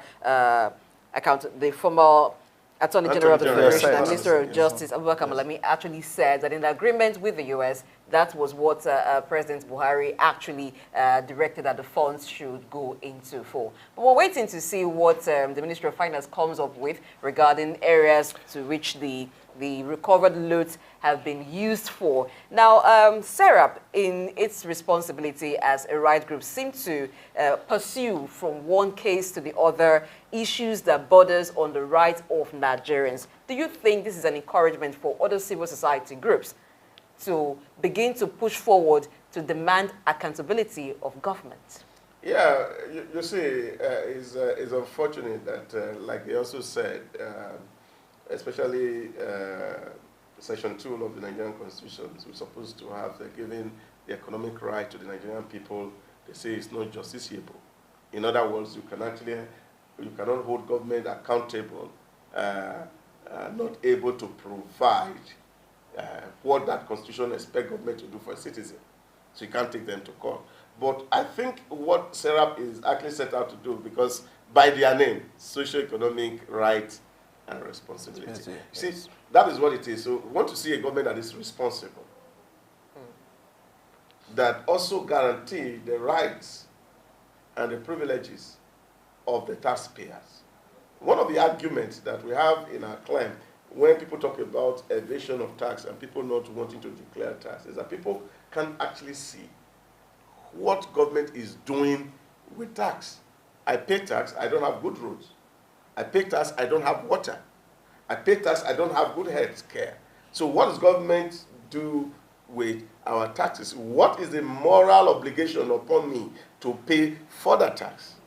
Now, when people see what government is doing with revenues that is collected and generated, and some few people are not just lining their pocket with it or siphoning it elsewhere, people will be encouraged to pay more tax. Definitely. And then there will be more revenue at the disposal of government to continue to provide and maintain the basic infrastructure that states require. So Again. you spoke earlier about this fund, that if it comes into the economy, even after the budget has been prepared for a particular year, next year it should be captured. Yes. This speaks to the fact that there has to be a system whereby any form of injection that comes midway into budget execution is captured properly. Now, we don't seem to have that system in place, either to monitor injections when they come in, or to even stipulate clearly what they should be used for. We seem to be reactionary instead of being proactive in Nigeria here, and that seems to be the bane of this particular issue here. What do you think about that? Systems and frameworks for us to capture injections and probably leakages, as the case may be. Yeah, but because this has actually been the real issue, because government business is shrouded in a whole lot of secrecy. There's no transparency, there's no accountability from the side of the public officers. And of course, every process is manual, and you have human interference and interventions that will not allow you to actually see clearly what is happening. And this again is to speak to the government of President Bola Ahmed Tinubu that there must be an emphasis on e-governance. I accept. We must have to emphasize it, because that's the only way to fight corruption. For me, that's the way to drain the swamp so that the alligator can run away. We should stop fighting the alligator in the swamp, because when you are fighting alligators in the swamp, of course, you don't have the capacity to drive them away. Now, the best way to fight the alligator in the swamp is to drain the swamp. So when e-governance is employed, all public revenue, the president in the comfort of his office can see what is coming into the coffers of government and what is going out and for what purpose. It will just be on the dashboard. And this will make for transparency, this will make for accountability, it will make it simple. So we know what fund is coming into government and we know what is coming out. And then government can now be able to explain to the citizen, we can't do SY because this is what we have received so far and this is what is going out. Doesn't it surprise you to see that, for example, over the whole long period of time, we can't even realize what NNPC is earning, what is going on before their privatization. Yeah. So these are huge issues. Opacity. That we couldn't even tell how many liters of petrol we're consuming daily or what we're importing. These are issues that speaks to the integrity of public officers. So this government has a moral burden to demonstrate that it's going to toe a different line from its predecessor and come to equity with very clean hands. That if the law requires us to disclose information, and we have a court order now that is saying release and publish in public domain what actually was done, I think the government should obey the order of the court. Now back to the issue of rights group advocating for accountability or demanding for accountability. Let's look at the approach. Now, SERAP has employed the approach of going through the judiciary to demand for accountability. We'll find that in some cases it's usually done through protests by civil society organizations. So which would be better? Which would actually make government sit up and respond to the question of accountability? Or should it be a combination of both protest and going through the judiciary? No. I think in civilized climate, nobody talks about protests. The judiciary is the last hope of the common man. And it's unfortunate that, especially in the third world, that people don't understand what due process is. And you need to have to follow due process to achieve some key and specific goal. Every time you protest, you disrupt the economy. The economy bleeds. And so the people you think you're fighting for, you're actually harming them. On the other hand, if people can't do their business, then of course your GDP falls. So protest is not an option. Strikes are not options. In short, as a matter of fact, it will likely be the last resort. That is when people seem not to be coming. But I think Serap had done what is right. You go to the court, which is the institution of government, the organ of government that is empowered to adjudicate case between government and its people, or people to people. So the adjudication process is what Serap has adopted, and I think this is the right way to go. When people have grievance, they should have confidence to approach the court, also having at the back of their mind that if they approach the court, that it is not a highest bidder kind of case, that they can actually procure justice and at not too exorbitant cost. Okay, the issue of to what use this repatriated fund should be put is a major concern. And some are saying that, okay, there were families, people, individuals that suffered one kind of abuse or the other during this Abacha regime. This particular fund we're talking about was taken from the coffers of the country. Now they are saying, okay, for those who suffered human rights abuses, they should get some form of restitution, even from this particular fund. Does that argument hold water? Yeah, I think for me, it's not a valid argument because you can actually not determine those who suffer or the number of people who actually had direct runs in these human rights abuse or issue you just raised.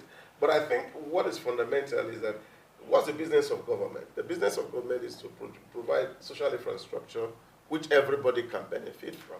So when we are recovering such load, we can actually channel into government business. You invest them in health, you invest them in education, you can invest them in other social programs that will benefit people collectively. And that was what was actually wrong with the way and manner in which the agreement between Switzerland and Nigeria really played out, that you're saying, okay, you have to transfer this money to the poorest of the poor. Number one, we have no data about who is actually poor in Nigeria. We don't have the data because we have not been sufficiently identified as a people.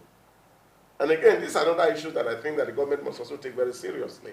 The issue of national identification. We are just 200 million people, and it should not take us forever.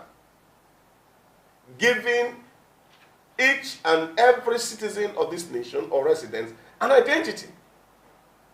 It should not become a problem. It should not be burdensome. Because it's only when you identify people and their national identity is tied to all social services and commercial services, like the banks, then you will be able to identify who is actually poor. I have emphasized this over and over again. India has done this.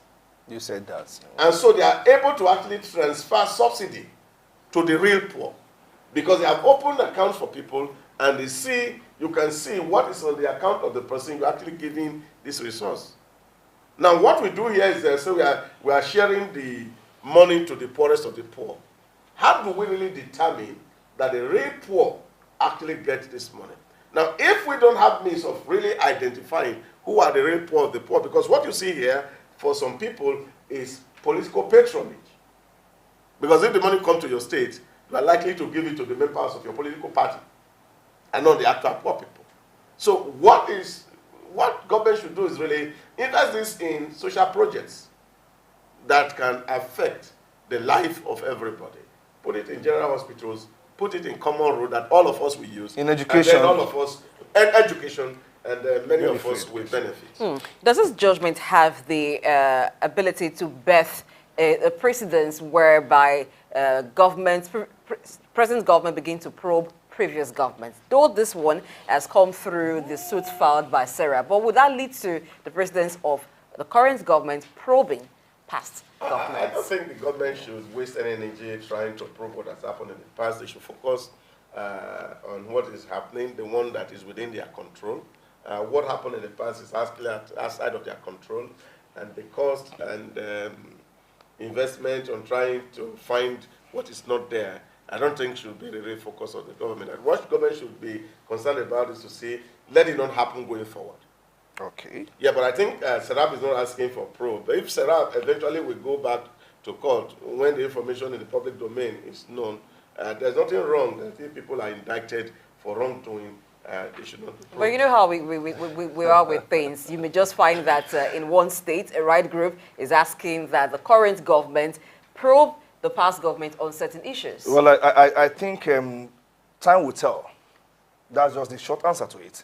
But like I said, let's focus on governance. And yeah, we can't leave the past for real, but there are ways to go about the past. And the court is the appropriate organ to ask questions about the past, because we are obligated to answer those questions. That was, I must say thank you for coming on the show once again.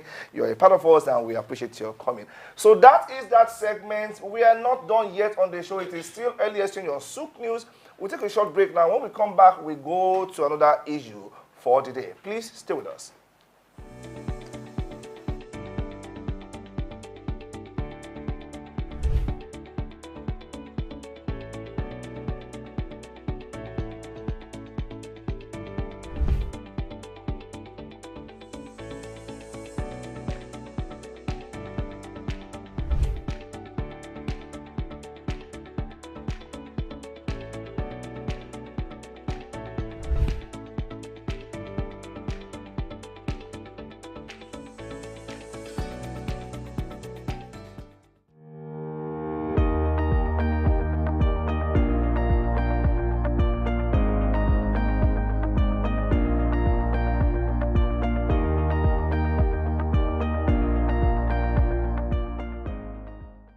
The cornerstone of brand equity is doing what you say and saying what you do.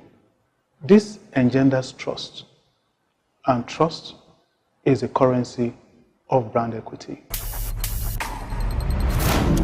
The thing about trust is that in a society where the rule of law is weak, it becomes an even bigger currency than in other law-abiding societies.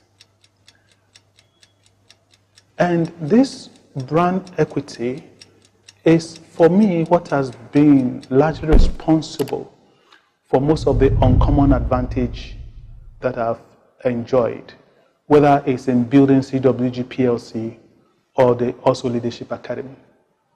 People say, well, if Austin Okere is involved, then it is credible. And that puts a huge burden on your shoulder, a burden of meeting that expectation.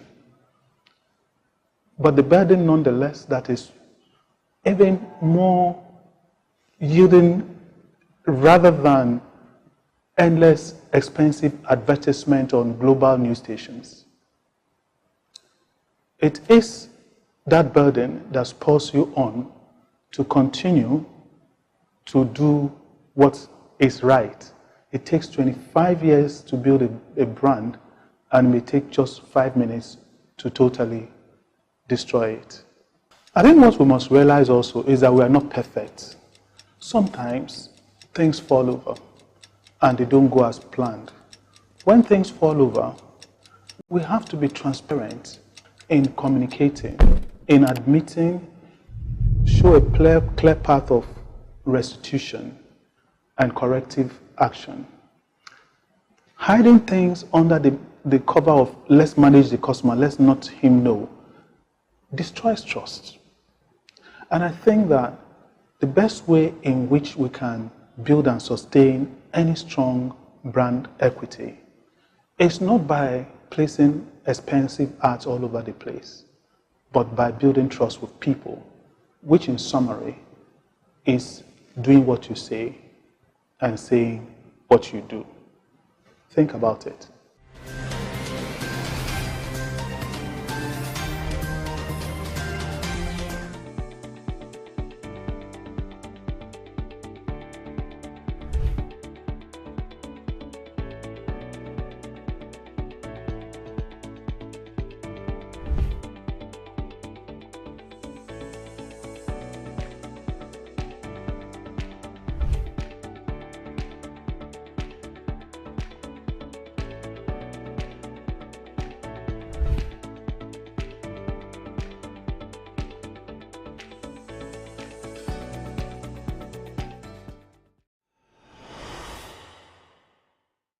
In the cab-hailing industry, user concerns have been brought to the forefront, and addressing these issues and implementing essential reforms will greatly strengthen confidence and restore integrity in the industry.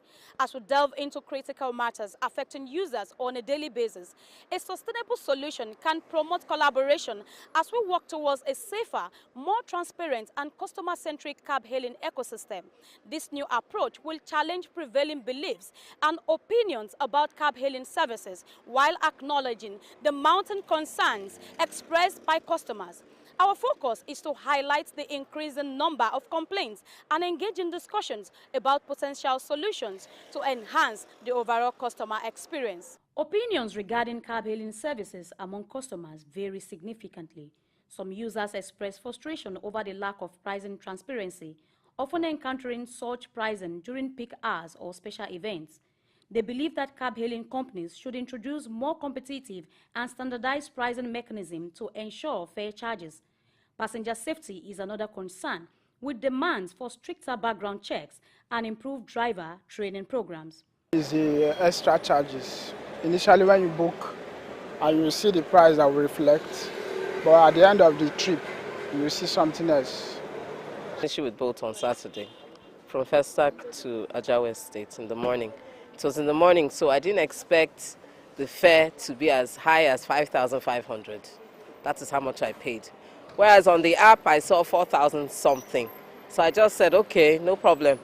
So I now asked that, what was going on? He now said there was traffic, but the traffic wasn't so much for it to jump up that high. As the industry became a subject of both praise and criticism, some users noted their appreciation for convenience and accessibility provided by these services. They consider the ability to request a ride with a few taps on their smartphones to be a significant advantage. However, even within this group, there is a consensus that improvements can be made to address existing shortcomings. Is that maybe they should meet with government. They should subsidize this pricing of a thing because it's killings. Because the situation is very hard, as we know. Nigeria is somehow hard now, currently. Carry people without booking them like normal online stuff. Services that need to be worked on, as regard maybe meeting the private sector that deals with this business and try to correct them in a way to suit the public. Also, emphasis are laid on the need for cab-hailing services to prioritize sustainability, maintain integrity, especially with arriving a different fare at the end of it. I think integrity matters in business. So for them to maintain their integrity, I think they should stick to the initial price that normally displays before the commencement of the trip. They also remark on environmental responsibility, given the ecological impact of traditional gasoline-powered vehicles used by many cab-hailing companies. They called for the integration of electric or hybrid vehicles into fleets to reduce carbon emissions and promote greener transportation alternatives. During our gasoline engine vehicle, I think we need to step up to the next level where we indulge in green energy. Most of the countries now are using electric vehicles, and they have their charge station, which make it more convenient, and you can drive up to 50 miles before the battery one down. While they call for government integration of policies to effectively manage their activities, acknowledging these concerns and engaging in meaningful discussions may pave way for implementation of necessary reforms and creating customer-centric ecosystem. Grace Komolafe, Souk News.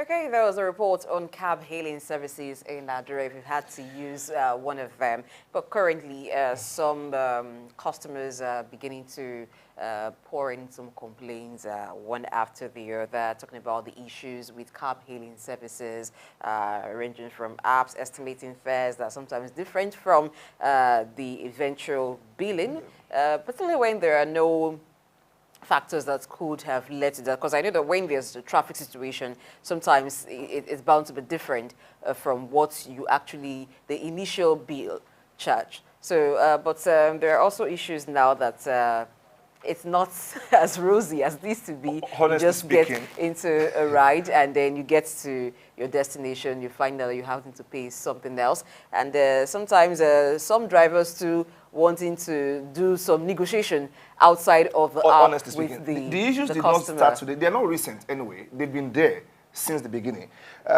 We say that when we copy an idea that is non-native to us, there is no harm in copying. But we have to copy the perfection or the excellence of that particular idea. What we seem to have copied in our parts of the world is a partial excellence of the idea. Fine, the arrival of cab hailing services, brought a lot of comfort and convenience sanity to us, and everybody became, quote unquote, a big boy. It Yes. matters less now. You can ride in a very, because in a very cozy. Of course, you can ride. And for those who are into public image perception and so on and so forth, Yes. it helped. And now, but the issues are still there.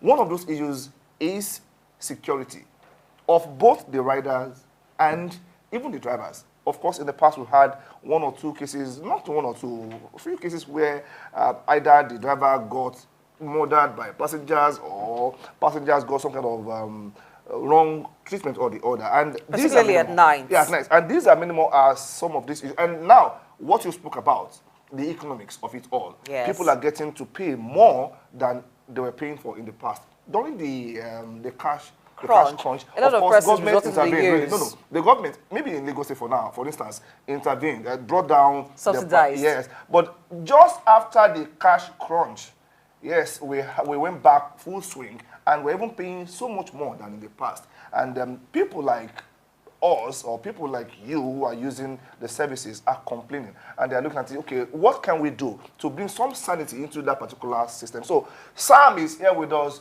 who also, sometimes when he doesn't want to drive his car, deploys the services. That's also one benefit of the car hailing service, when you don't want to go on certain routes and just, let me take a ride. Because in Lagos, trust me, driving is not fun. It's not fun for many of us. Maybe for some people it may be fun, but for many of us, it's not fun. Sam, welcome to the show. His name is Sam Orowuje. He is a Director of Research and Development for Soup News. You're welcome on board. We're glad to have you here. You rode here by yourself or you deployed one of the services? The cab. Oh. So, are you feeling the heat? Or for you, it's still... What has been your experience? No, I think there are really no issues apart from the hike in the fuel prices, which automatically will relate to the cost of service. So essentially, I think car hailing or cab hailing services have come to stay, and commuters will continue to use them in spite of the challenges that are associated with them. Thank you. Okay, now you just, maybe you're one very lucky customer who's never had an issue regarding the price increase. But not just that the prices have been hiked. Of course, we understand that the price of petrol is not the same as it used to be, so it is expected that they too will also increase the price. But looking at complaints of price estimate, from when you book a cab, you're giving the price. This is what it will cost to take you from point A to point B. And then when you get to your destination, it's different at the end of the day after the trip is ended. And some customers have complained about this being a repeated occurrence. I think it's essentially a tool that has been deployed to give you what you call an estimated billing. The billing is programmed based on stimulation that was done. So there are percentage margin at the point of arrival, taking cognizance of your route, the traffic concentration. So minimally, there's a percentage increase based on the estimated cost at the point of arrival. So essentially, there's really not too much margin. Maybe sometime at the point of the ride, maybe you see your trip is about 3,100. On your final destination, in some cases, you see 3,800 or 4,000, as the case may be. So that is driven essentially by the route, occasioned by traffic issues. So I think the margins are not really too bad. I have an issue with that, and I want to disagree with you. The margin could be very, very bad, because I've had colleagues complain of booking at the rate of 2,100 naira, and by the time they got home, it was like 5,000 plus. For the traffic was not the issue. Then that's one side of the story. There are some of these service providers who charge exactly what you see in the same community, in the same economy. They apply it. If you see 2,000 naira at the end of the trip, trust me, you're still having 2,000 naira. Now, what is the issue? If you are saying it's because of the economics of the whole thing, why are some still thriving, giving you the exact charge you saw when you were booking, while some are like, okay, let's factor in these extra percentages? Yes, I just alluded to that fact. Sometimes you pay the exact fee. There are other configurations that may change what you pay finally. So I think that's not an issue of... Maybe you didn't get my question. Yes, I did. We have more than one service provider in this cab hailing service. Now, there are some, what you see exactly at all time is what you will get when you get there. If you apply some others along the same route, you get these complaints we're talking about now. Maybe you can bear me with me. Okay, I think what he's asking is that why is that some apps will have a disparity. It's not constant. You find maybe you were charged at the beginning of the ride, before you booked, you were charged 2,000 naira, and no traffic, no delays. The routes, perhaps the same routes you've used with that same cab service over time, and then at the end of the ride, it just escalates to almost double, or there's an increase. And you can't just explain how that happened. It happens a couple of times. But with some other services, you don't find such issues. It doesn't happen. It's constant.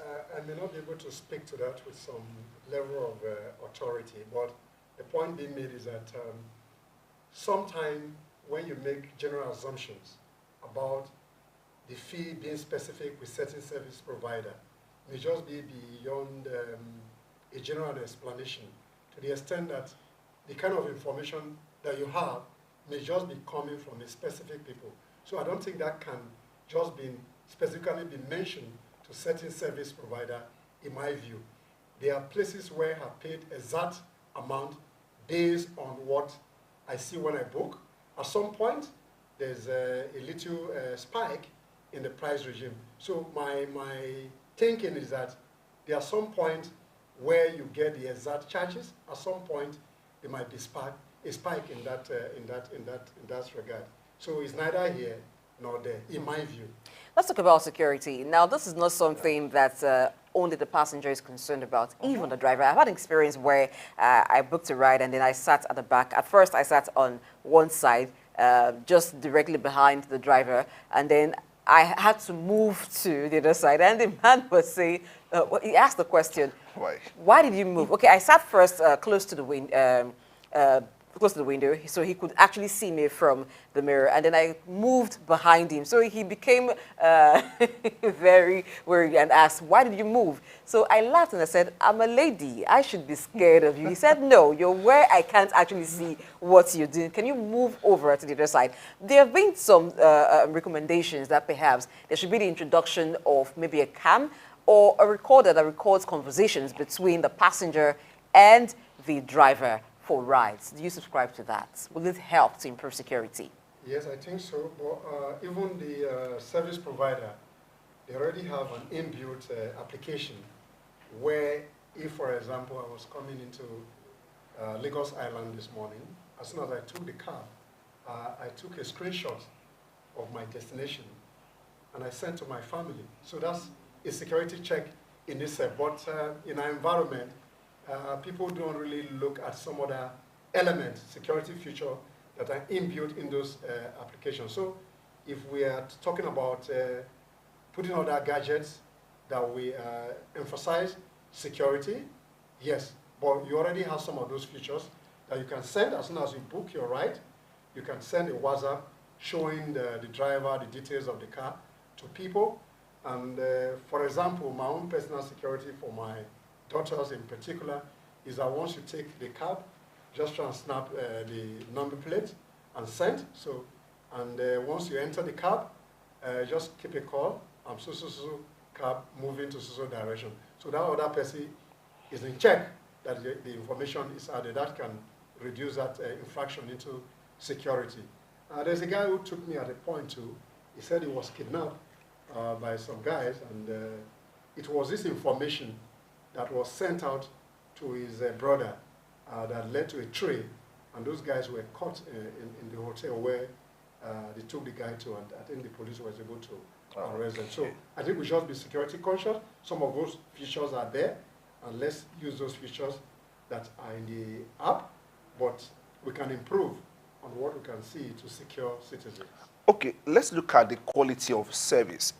When this car hailing service first started in Nigeria, we were treated like kings and queens. Of course. We experienced politeness like never before.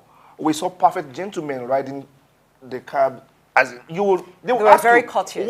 Whether you are a man or a woman, it was immaterial. What music do you want to listen to? And I was like, really?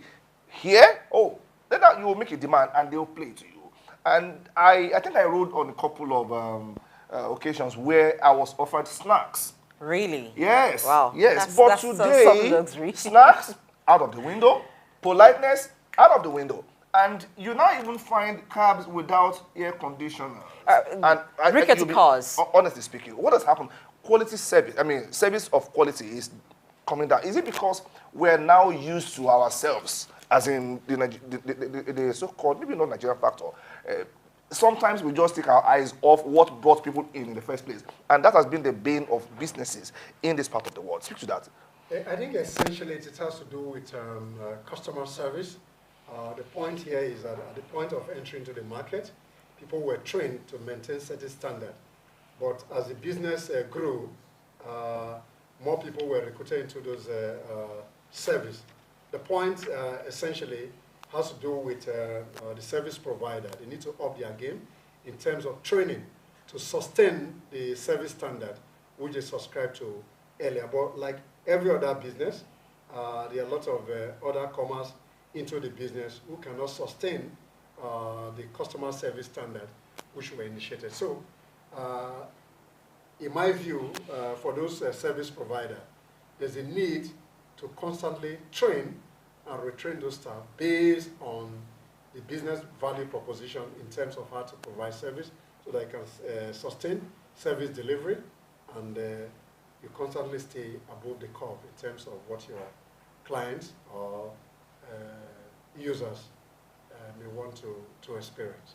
Still on customer service, before, just when when the car hailing service started in Nigeria, you find that if you have issues and you needed to engage customer service regarding your experience, they attend to you promptly. But these days, it almost seems like because it's not a physical interaction, it's just you interacting with an app. So when you make a complaint or when you have issues, it's either there's delay or there's no response at all. How can that issue be addressed? Essentially, I think we have issues generally across all service sector in Nigeria in relationship to customer service, customer experience.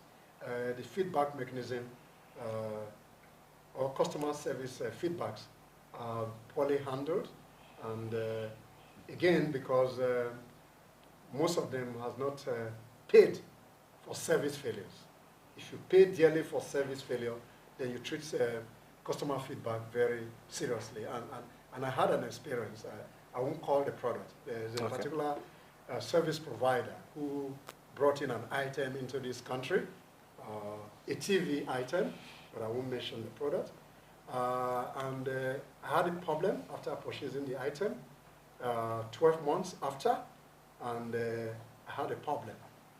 I was away from the country, and I asked my wife, and she said, doesn't have time to take it. So he said the warranty was over, and I went in there and said, look, we can no longer service this item, and I don't have the part. I said, wait a minute, you don't have a part, and you brought this product into the country, no problem. I'm going to reach out to your regional office in South Africa, which I did.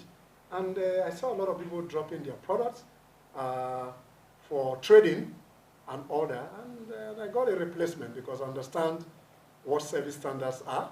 And I made a claim, and they sent me a brand new television, which was newer than what I have. So the point I'm trying to make here is that as customers, we need to place a demand on service providers, but then you must have what it takes and to be able to make those claims. So until we get to a level where there's a high level of demand on service provider, then service delivery will become suspect. Therefore, we as customers need to place a demand on service provider so that they can operate optimally to service their customers. Okay, let's talk about profitability of the business model itself. For the drivers, of course, I am not asking you as a driver because you're not one. But when it first came, I mean, when the cab hailing service was first introduced into the Nigerian market, almost every car owner became a driver.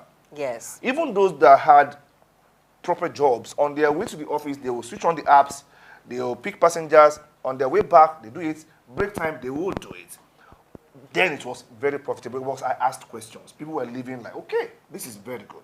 But now you have drivers. First, when you book with some service providers, even after the app shows you the amount that you're paying, the driver will try to negotiate with you and ask you, how much are you willing to pay? Because this amount on the app does not pay the bills for me.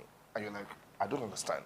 Now, in some cases, passengers would have to negotiate offline. Yes. You see drivers telling you, let's go offline, which in itself has risk implications because when you go offline, you are dropping guard. You can be kidnapped, you can be killed because there is no way the app itself as a company can monitor your movement or ensure that you are delivered where you are meant to be safely. Now, this speaks to profitability.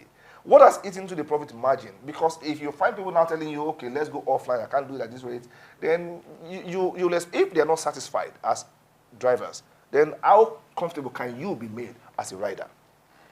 No, I think essentially we can address this issue from two fronts. One, essentially, from my personal perspective, some of the drivers are into sharp practices, trying to cut corner by cutting off those ads. And the argument is that the return on investment doesn't favor them. I think that argument is neither here nor there. So to a very large extent, if you have a relationship with a particular service provider and you are not able to get your revenue or your returns based on the initial negotiation, I think the best thing to do is to sever the relationship. So on one breath, I don't buy into that idea that take your transaction off the app, which has security implications, which I've highlighted earlier. But I think to a very large extent is sharp practice, a corrupt tendency to earn more and to undermine the service provider. That's my personal view. Okay. On the other hand, if they feel that they don't get adequate return based on the initial negotiation they have, they should go back into the negotiation table so that they can up the game on their return. So our advice essentially, for what I do, I actually call off one of these guys about 2 days ago, I guess, when he said I should take it off the app. I said, no, never. So if you're going to take it off, you call off the trip. So the point is that always insist on paying the actual amount. That again will sustain the kind of environment where sanity operates. I think it's just a sharp practice in my personal view. I don't own any business in that sector, but I just think that some of them are into sharp practices, which is not sustainable even for those who are providing the service. Now, talking about a support structure, what can the government do to enhance not just cab hailing service, but for also those in the transportation business? For the cab drivers, some of them avoid certain routes because the roads are bad, and they tell you, oh, I can only, maybe I'll drop you off at this point, but I cannot continue because the road is bad, and that discourages the use for some areas. So I think naturally the call is always improve on infrastructure by the government, but some will be in the long term, some are being handled. So what is important is that the government should create an enabling environment that sustain those businesses, improve on other means of transportation so that citizens can benefit from other lines, so that the economy gets better.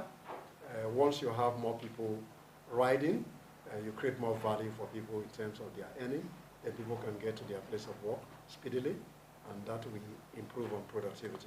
Okay, let's look at government, do I call it intervention or regulation at this point in time? Before these cab hailing services came to Nigeria, of course we had our own transport infrastructure, we had our own transport, we had the bodies that governed, you know, the transport sector. Then when these people came, I mean, when cab hailing services came into the Nigerian market, of course, they came into direct competition with some organizations that I will not mention here. And that brought about, of course, you will see that they have different targets because those who will ride buses are not probably the same as those who will deploy cab hailing services. Now, at some point, I know that the Lagos State government mandated that everybody who plugs into the cab hailing service as a driver, not as a passenger now, she will come for some kind of certification. I can't remember the exact name. There's a particular ID you would get, which is not the same as your driver's license. It is peculiar to Lagos. Yes, while some see it as a way to for government to regulate the activities of players in that sector, some are seeing it as undue interference. Between interference and regulation, where do you stand? Really? I think essentially in terms of the certification, that is done in order to put people back. If you look at the regime of licensing in Nigeria, a lot of people have a driver's license, but they don't know how to drive. So the essence of the Lagos State government in particular, in line with the transportation policy of the Lagos State government, was that once you have had your driver's license, there was a need for you to go through a process of certification to be able to test whether you are in alignment with the road traffic laws and regulation, particularly of Lagos State. So therefore, the certification was to put people in line in terms of the transportation policy of the government. And I think I stand with the government on that area because people need to be certified from time to time. In the US, even if you drive in the US for some time and you get out of the US maybe for about 6 months and you come driving and you see an infraction, they will want to say, stay off the road, come for race certification before you go out. I saw an accident on my way to the studio this morning. A truck broke down, there was no reflector, and the bus ran into that, endangering a lot of people this morning, and it caused a traffic gridlock. So the certification is a welcome development, and it's recommended that most states, other states of the Federation, should key into that Lagos State Transport Policy Initiative. Yeah, I quite agree with that because it also will help security. Now, there was a story that was shared by a customer where I think he made a transfer during the cash crunch to a driver, and so it reverted, but unknown to him, only for him to get an alert that showed that the transaction reverted. So he was trying to get across to the driver, but he could not because he didn't have the driver's number. He called using the app, and so he reported to the customer service of that app and said he needed to get across to the driver so he can make a transfer. And over time, he kept checking with them. They still could not lay hold on the driver. They could not get in contact with the driver. So if something bad had happened and he needed that investigated, it means that they will be unable to trace which driver had done it, even when they had the vehicle number, the plate number of the driver. They still could not trace the driver. And so that's how it happened that he never got to pay the driver for the service.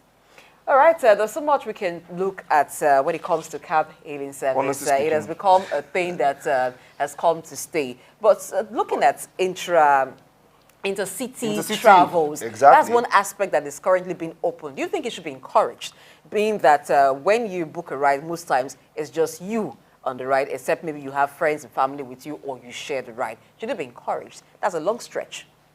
That has to be with a personal decision. You cannot really make that as a policy. So whether it's interstate, whether it's intrastate, people make decisions based on their the information, the importance of what they want to do. That cannot be legislated, in my view. Okay, so the issue of coverage also comes into discussion here. We know that it's only in major cities that you have these cab hailing services. I wouldn't talk about rural areas, but maybe there's something called semi-urban areas that are clamoring for these kind of services. Okay, let's be included. They are not. Of course, from the angle of profitability, because it's a business, it's not a free lunch, it's not a government incentive to anybody. But I would have thought maybe some other local players, because many of these cab hailing services are foreign companies owned, and maybe some local owners can come into play and create something that is a bit pocket friendly for the semi-urban area, so that we can have more inclusivity in this cab hailing service, either as riders or even as drivers. What's your take on that? No, I think the service is already permeating into semi-urban area. I think it has to do with investment decisions based on those who invest into those sector. Even though some of those service providers, from a general public perception, is essentially talking about owners that are foreign investors. You equally have local investors in those areas. So the local investors are like masquerades that are on the background. Okay, let's look at maps, the use of maps. And education of drivers.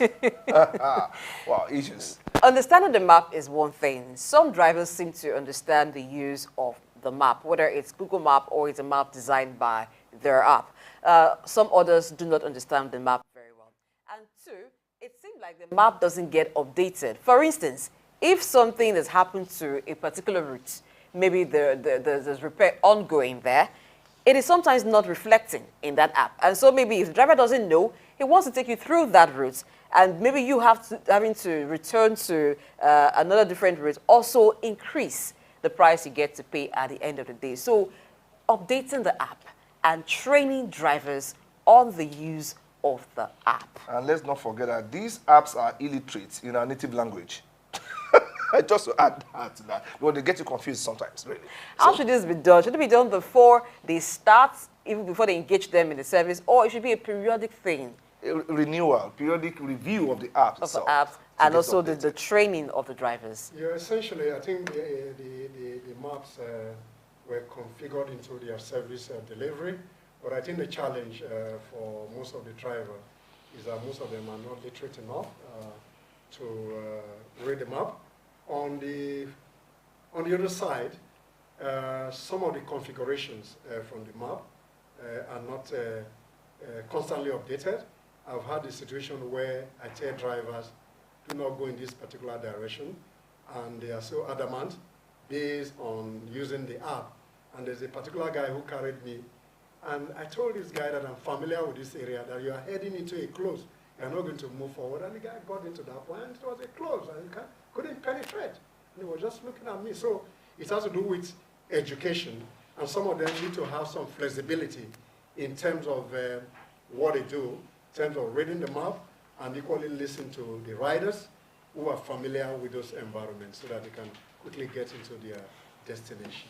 Okay. Perhaps we should have the app, the map voiced in different languages. Yes, because maybe the there should be the English. map sometimes murders our names. There should be the English language. There should be the ones done in Pidgin, and maybe in indigenous language, particular to an environment where they operate. Is too stressful. Maybe Pidgin. Pidgin is another lingua franca in Nigeria, so I know. Okay, thank you very much. You can see that in the feedback mechanism. Okay, all right.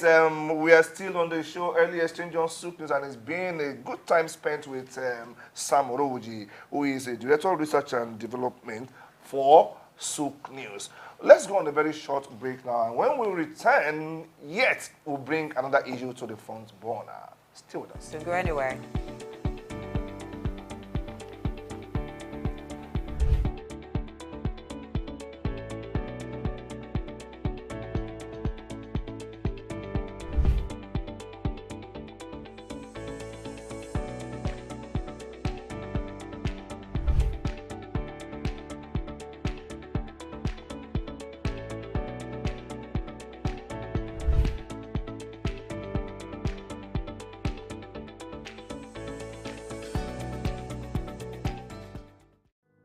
So some time ago, I came up with this idea to establish a TV station. It was about 17 years ago, and the idea was for us to have a TV station to rival a particular TV station.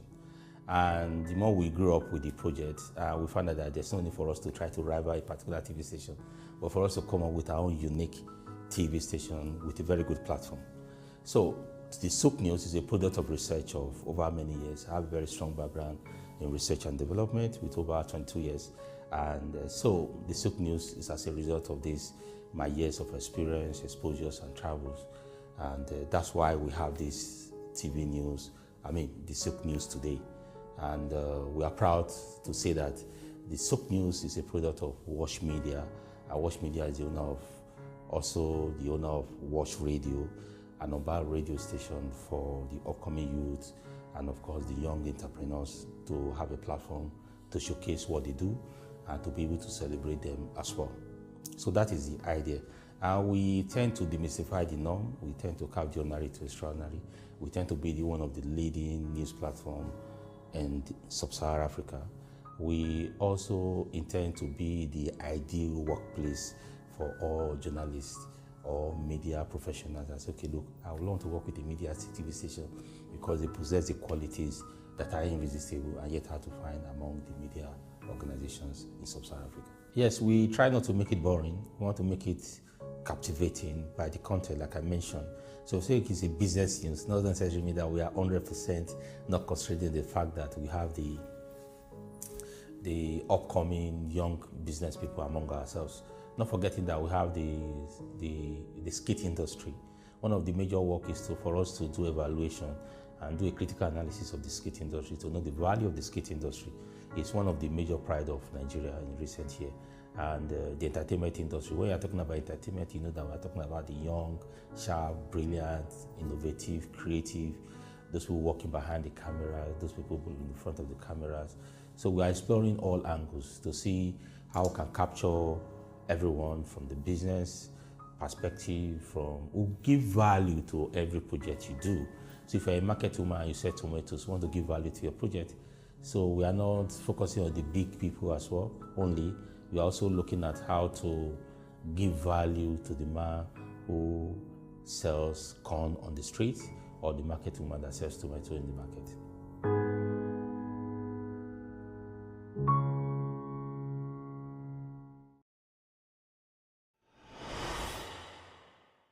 In the history of cinematography, there are only a few figures who have left an indelible mark like Charles Olumo, popularly known as Agbako.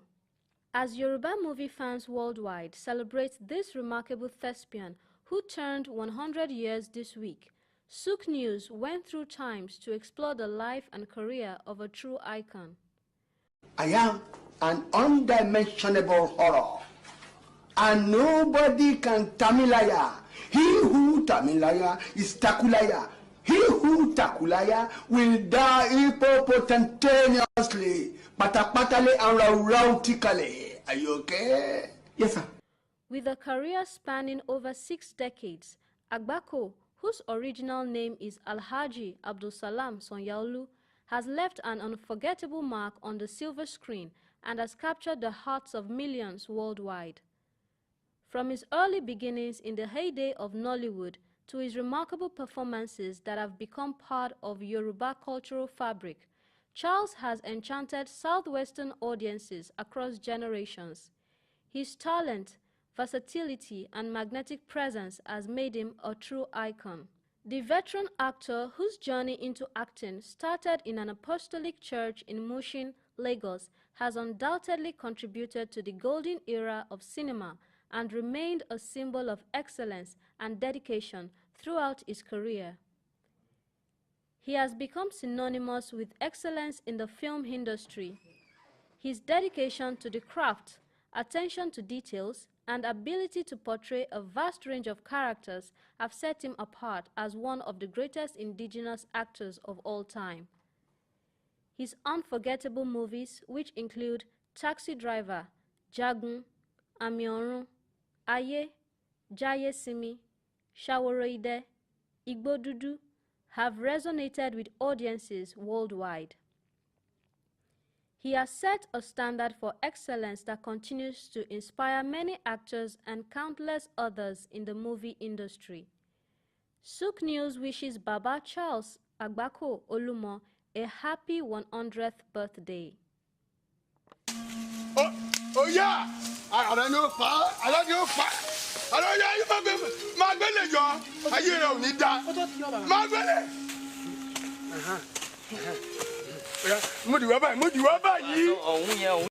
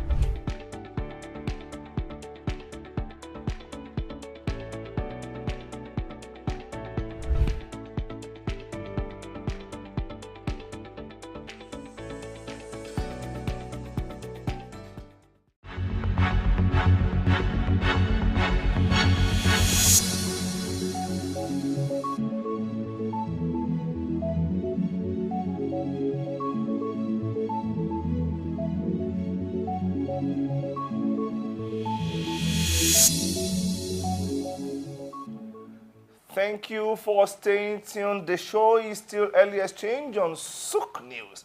Earlier, before all those breakers were played, you saw a report, a short report on Charles Olumo Agbako. Agbako is 100 years old. For those of you who are not native speakers of the language, those of you who are not, actually, Agbako is not his real name, actually. His name is Alhaji Abdulsalam Sonyaolu, but most people know him as Agbako, Charles Olumo Agbako. How he came about the name Agbako or Olumo, I don't really know. I would have loved to talk to him, but he's not here. A few days ago, he turned 100. And in a country where the average life expectancy is about 51 years. 49 to 51. Well, I'm going to live longer than that. Women tending to live longer, like being on the side of 52. Well, you may not be too wrong because we have more landlords than landladies. More landladies than landlords. And where is the landlord? He has passed. Okay, that is the man there. For those of us who watched him growing up, I mean, when we were growing up, it was a face to behold. Well, the name is not really appealing. Agbako in Yoruba land means bad fortune. But I guess for him to live up to 100 years, that is a dose of good fortune because not many people get to see that 100-year mark. This is a man who always acts warlords in movies. He looks tough, he acts tough, he talks tough. And today, we are all celebrating him for clocking 100 years. Before we even bring in our guest via Zoom, if he's available, for now, let's talk about it. 100. Yes, being a centenarian, yes. Being a centenarian is not something that you just come by. It's not every day you get to attend a birthday ceremony of someone who just turned 100. In fact, when people want to, when people bury their parents and it happens that maybe any of their parents had lived up to 100, it's usually a celebration. People tell them, don't even cry. Because I remember that I had a colleague once whose father passed at 104, and then he was crying like, it will beat you if you cry because it's not something very easy. Like you just mentioned that life expectancy in that race between 49 to 52. Now, he looks tough in movies. I want to think that he's also a very tough person. Maybe that's why, and God also helping him, and lifestyle, he's been able to live up to the age of 100. Now, looking at him, he looks like someone who has a very active lifestyle. You know, the danger, the harm that sedentary lifestyle does to people. And these days, we're getting to see more people live sedentary lifestyle. That's if they exercise, not much of exercise, and not much of moving around. And even for parents, this in society where you have people from the age of 60 retiring from active service, particularly if they've been in the civil service, at that age, 60, 65, you find that most of them just resign to staying at home, reading papers, doing nothing really very active. But this is someone who even at his old age has been in the movie industry. It takes a lot. We call it the to be an noodle generation. He was not part of the noodle generation. There is no harm in eating noodles. I eat it anyway. When you talk about sedentary lifestyle and eating habit even comes into play. For someone like him to keep fit and keep standing in the movie world up till the age, I'm not so sure he's still acting. I've not seen him in movies of recent. I've not really been watching a lot of movies. But for me, he was a hero that some of us loved to hate or hated to love in a context. Because, you see, there's this perception when we're younger that what you act is who you are in real life. It took me a while to believe that, okay, if I meet this man, I will not run away because it was always acting like, yes, I am just an embodiment of bad luck. But to the movie industry, he is not any form of bad luck in any way. He has helped a lot of people to grow in the industry, and he has been able to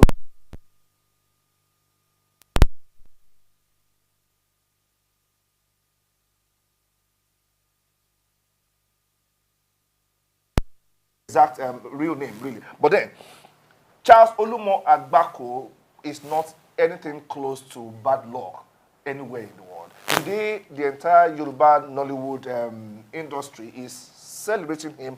And if you read all the accolades that were given to him via social media handles yesterday or 2 days ago, you will really see that he's a man that has touched many lives. And he has started way before now.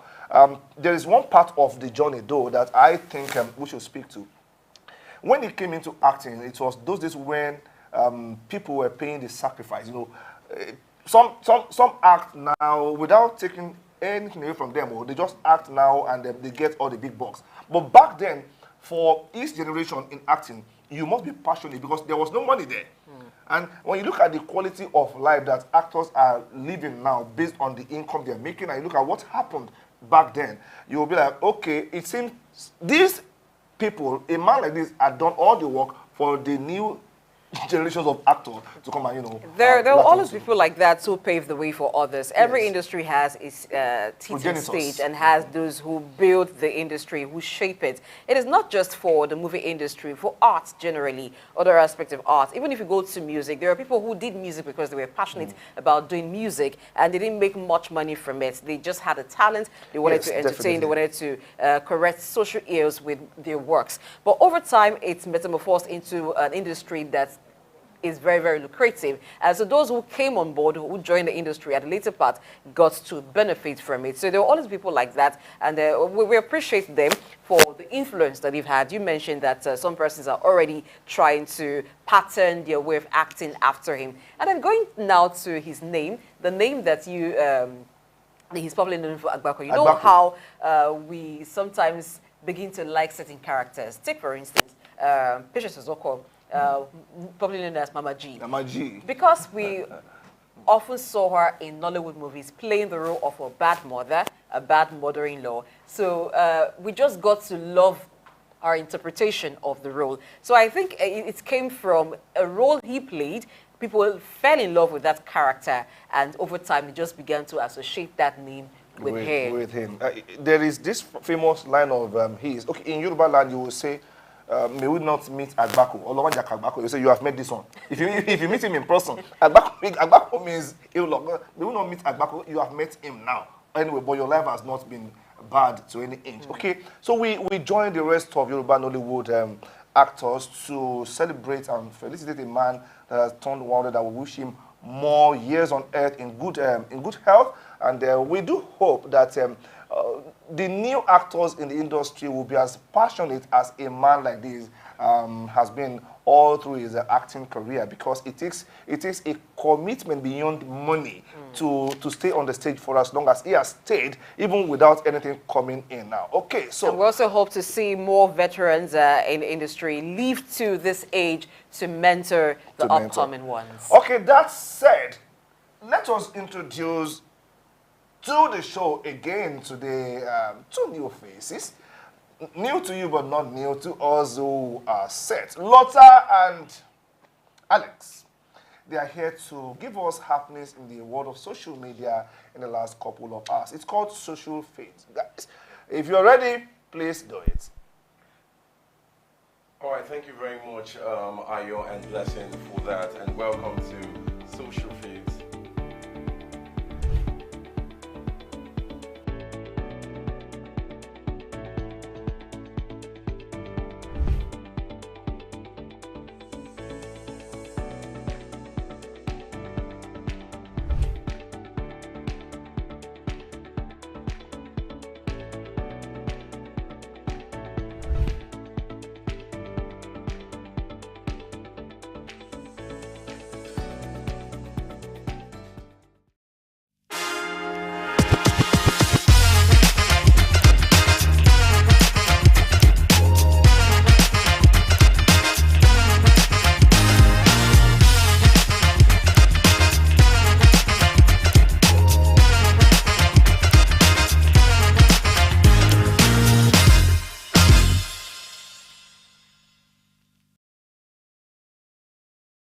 Thank you very much, Ayo and Blessing, for that. Welcome, and you're welcome to Social Feeds. I am Alex Terry. I am Chiluta Otilu. Today, as usual, we are diving into the world of Twitter to uncover the latest trends, insights, and buzz surrounding businesses. So, Alex, what's on Twitter feed for today? All right, thank you very much, Luta. We're going to be exploring the powers of Twitter, as the platform is the main business platform for engagement and other interactive tweets. But let's jump to it right away.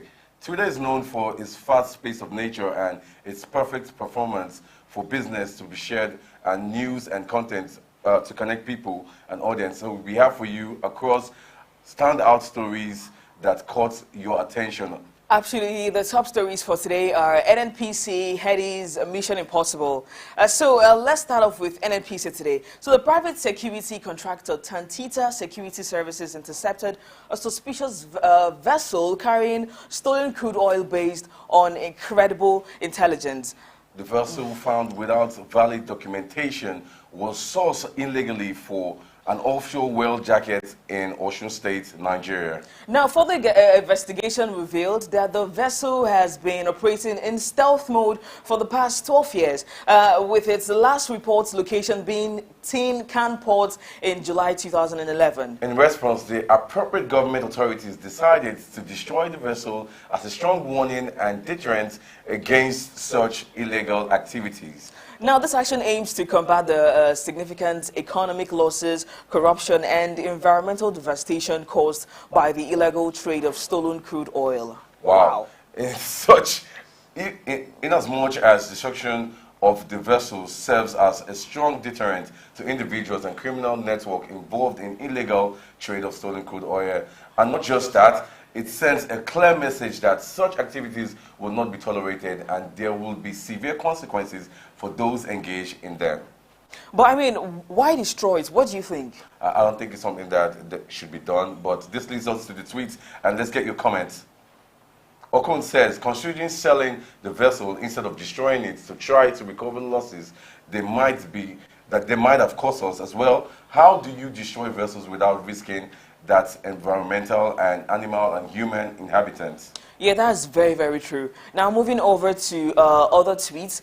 This is by Oladoa Equino. This person said, they intend to destroy the evidence with the destruction of the vessel. Well, it's probably an in-house deal. That was by Oladoa Equino. Ovia says, the name of the individuals behind the company managing the vessels should also be published.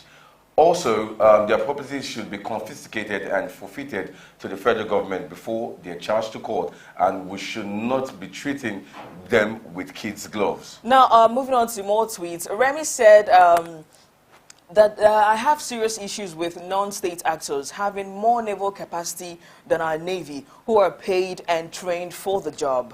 Also, on the tweets, we have it that Navy, that's Alfred, is saying that the Navy, the whole battalion of the Navy can intercept the vessel which steals crude oil, but a private contractor can do that. Please scrap Navy and contract their jobs to private contractors since they're more effective. Hashtag scrap Nigerian Navy. And he also put the president on it at the official bar. Yes, that's all we have for you on that particular trend. Let's move over to the next trend, which is the Headies. Now, Headies has been trending on Twitter, and it's because the Prolific Nigerian Award is about to host its 16th edition, and it has been rolled out, and it has rolled out the nominee for the List of Rookies Award. Now, the nominees are Bayani, Kaid, Gucci, Bloody Civilian, Odumodu Black, and Elite Skills. Now, organizers of Nigerian's popular awards show, Headies, have rolled out the official Rookie of the Year. That is the nomination list for its 2023 edition. And as expected, the year in review for its 16th edition starts from January 2022 to March 2023. Hence, only musical content released between these times would be eligible for the nomination. That's those that release their music between January 2022 and March 2023. But let's find out your thoughts on this. As Maven Arafat said, if Don Jazzy is one of the committee, then Bayani is winning.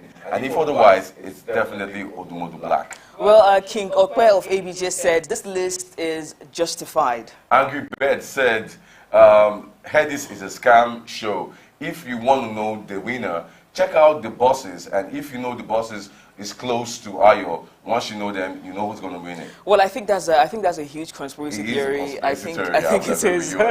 Now, moving on, Adam said Gucci Rookie. Gucci is far gone and shouldn't be on the list by the definition of rookie. But what do you think is the definition of rookie when it comes to the Headies? Well, like you said, Alfred said earlier, like what this guy said earlier, that if you are the requirement is that you have to be in the industry, between January last year and March this year for you to get in there. So if that's their own definition of a rookie, then we have to play by it. Alfred has it that it's between Kaid and Gucci. Those thinking Odumodu Black should forget about it. It's starting from January last year to March this year. And Odumodu Black wasn't in the picture as around that time. But he's meant to be amongst those nominated for it. Well, like I'd always say, may the best person win. Whoever is best fit for it, exactly, they should definitely win. That's all on that particular trend. And let's move over to the last spot for today, which is Mission Impossible. Now, Twitter users are raving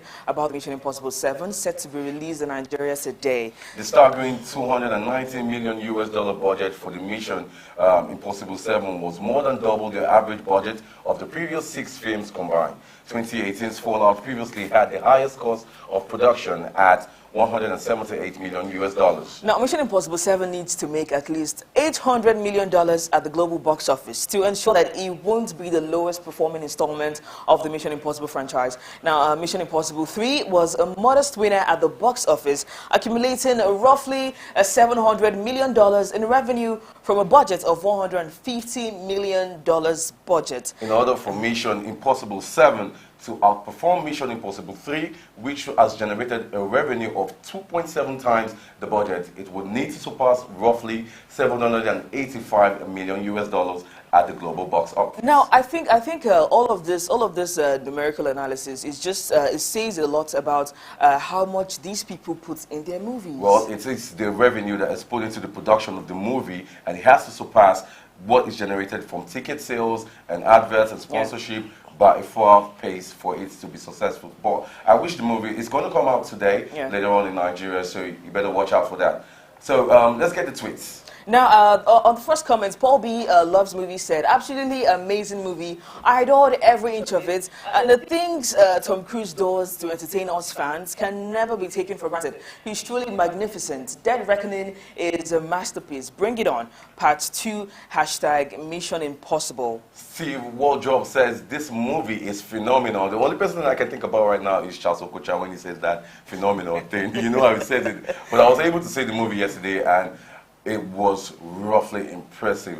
You said he was really impressed by what happened in the movie, and it leaves you wanting for more. All right, so more tweets. Jordan said, I still can't believe the stunts not being done without CGI. It looked thrill-seeking. You know, when you watch movies done in computer-generated views, it really looks really good. But Bodge says that, no offense to Tom, but I'm tired of him clog the box of his work, yes, to doing some franchise over others and over. For his craft, it lacks creativity, ambition to expand on his range of acting talent. Sure, it brings steady money, but doesn't he wonder what would have been otherwise? And it makes me think of it sometimes that what would Tom Cruise be doing if he wasn't doing Mission Impossible? Because he has a lot of roles to play in the movie industry, but he just stuck to one. Well, that person said he is wondering what he would do outside of Mission Impossible, that his creativity level is no longer there. I actually beg to differ on that, because there are very few people that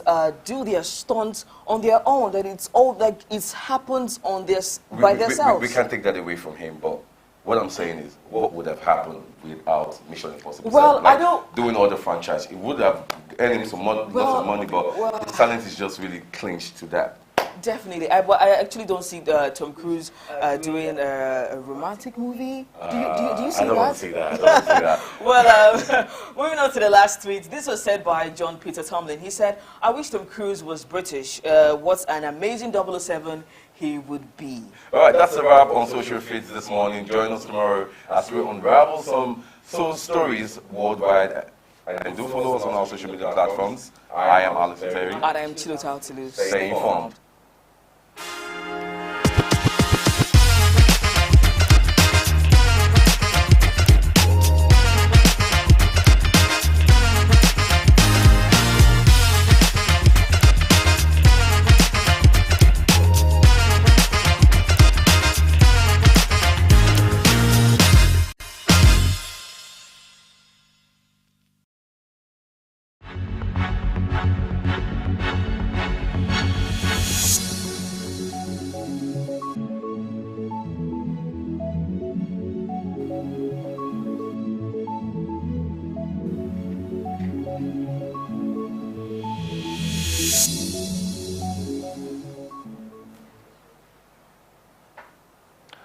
Well, exciting time we had with Chilita and Alex in the social fades. And imagine how much the Hollywood movies are grossing. Mission Impossible 7 expected to rake in whooping $800 million. Okay, yes. Well, we don't have the time to really analyze some of the content of the social feed. Earlier on the show, we were trying to bring on board via Zoom a veteran Yoruba actor, Mr. Jide Kosoko. They call him Daddy Jide Kosoko, but I don't know if he's still there. I learned he's standing by on Zoom. Can we just have him and let him say one or two things about the centenarian? The centenarian. Do we have him live? Okay. Of course we do. Mr. Jide Kosoko, should I say Daddy Jide Kosoko? It's good to see your face here. We've been waiting for you. We have just 2 minutes. You are one of the faces we grew up to like. We adore you. We appreciate what you do, and you have raised a lot of younger people after you. Now we are talking about someone much older than you. Maybe not. This is Agbaku. You've met an Agbaku. Unto good, not unto evil. Now, what would you say? He just turned 100. Speak to that. Yes, first and foremost, let me say I am happy to be here. And when we talk about Uncle Charles Sanyaolu, he's our father, he's a leader, he's one of those that we look onto when we were actually growing in the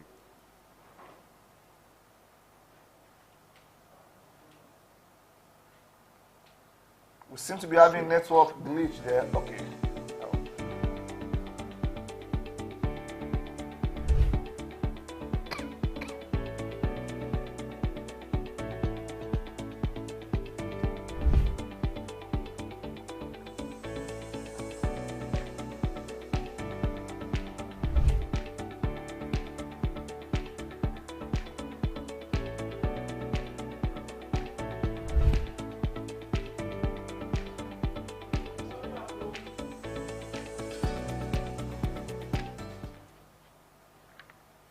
All right, nice to know that we can still have a conversation with Jide Kosoko, a veteran Nollywood actor. Hello, are you there? Okay. Yes, I'm here. I've been talking. Okay, thank you much. Thank you so much for staying with us. So you were talking about the centenarian Agbako, and I know that the whole of Nollywood is celebrating this person. But what specifically is Nollywood doing to celebrate people like this who have not just only lived long, but have also impacted the industry? Yes, no doubt about it. Uncle Chaso Lumo, aka Baba Agbako, is someone with so much love, like I said earlier. He has contributed in no small measure in raising the younger ones, and he is fond of always being in the midst of his younger colleagues, even more than his contemporaries. He is a man that has shown professionalism in all sense of it, because he was always there then, when he was much younger. And that is why you see all of us celebrating him everywhere. Okay.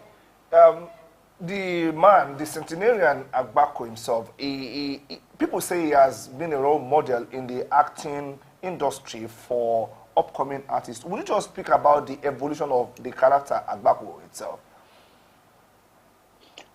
Yes, it started a long time ago. This was in a movie. No, even before then, most of the television productions, he is always on the Togri side.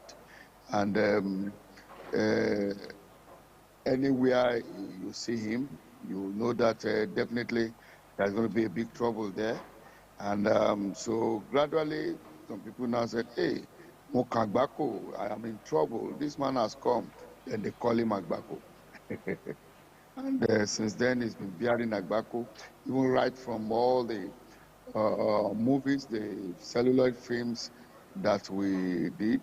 They will always coin a scene in that film. They will want to create it as a major conflict, it's always there to break whatever drama you go in. Is ready to break in as a conflict for that production. And he's a talk. He was a talk. He's always a talk in his movies then. And that was what he was known for. Okay, it's always a joy when we see veterans like yourself and even Agbako around and in movies. Is there some sort of mentorship forum so that there is a direct pass on of knowledge, skill, and dexterity to young actors? You know, things are changing. Even there are some things which we also inserted, which we didn't even meet with the with our leaders, with Pao Gunde and some others. There are some things we included. If you had left it with the likes of Pao Gunde, late Durula Dipo, and so on, you know, some of those ones, they prefer productions that has a lot of cultural background, so that people can continue to understand and enjoy the tradition of the people. But gradually we started changing it to modern thing, and so definitely there are things that you cannot change. Things are changing. Even with us, we are still running to catch up with the level that some of these young ones are taking it to. But of course, as much as possible, we do have seminars, we do have discussions where we educate them that there is need for us to also respect the culture and the tradition. And in most cases, we, even from the Yoruba sector, we encourage them using our languages, African languages, for production, so that we continue to promote the language and preserve the culture. But if we are not using the language enough, we may not be able to display or preserve that same culture we are all talking about. Yes, technology is changing quite a number of things, and we are moving along. But within, you can see what social media is doing. It's social media, yeah, it's good. Some people are using it positively, but a lot of people too are using it negatively, and some of our own. But what we are actually working on is a regulatory body for our industry. When we have a regulatory body, where you say, when you say you're an actor, you are a filmmaker, whatever, you belong to that regulatory body. You belong to that regulatory body by virtue of being a member of a guild. And it is that body, that regulatory body, that will be able to work towards the ethics of the profession, ensure that we instill discipline in ourselves. We don't say people cannot do whatever they like on social media, but for professional actors, things that you use to make money, you must endeavor to keep it as a professional. All right, sir. We must say a very big thank you for gracing our show today, Mr. Jide Kosoko, a veteran Yoruba actor. And that is the size of the package today. I want to say thank you to all of you for standing with us from 7 when we started till 10. This time, now. Yes. Tomorrow again, we do it. Please feel free to spread the word. That's Early Exchange is every morning at 7 a.m. West African time. Coming up now is Business Insights with Olaoluwa Awe. I am Blessing AJ. We'll see you tomorrow. Bye-bye.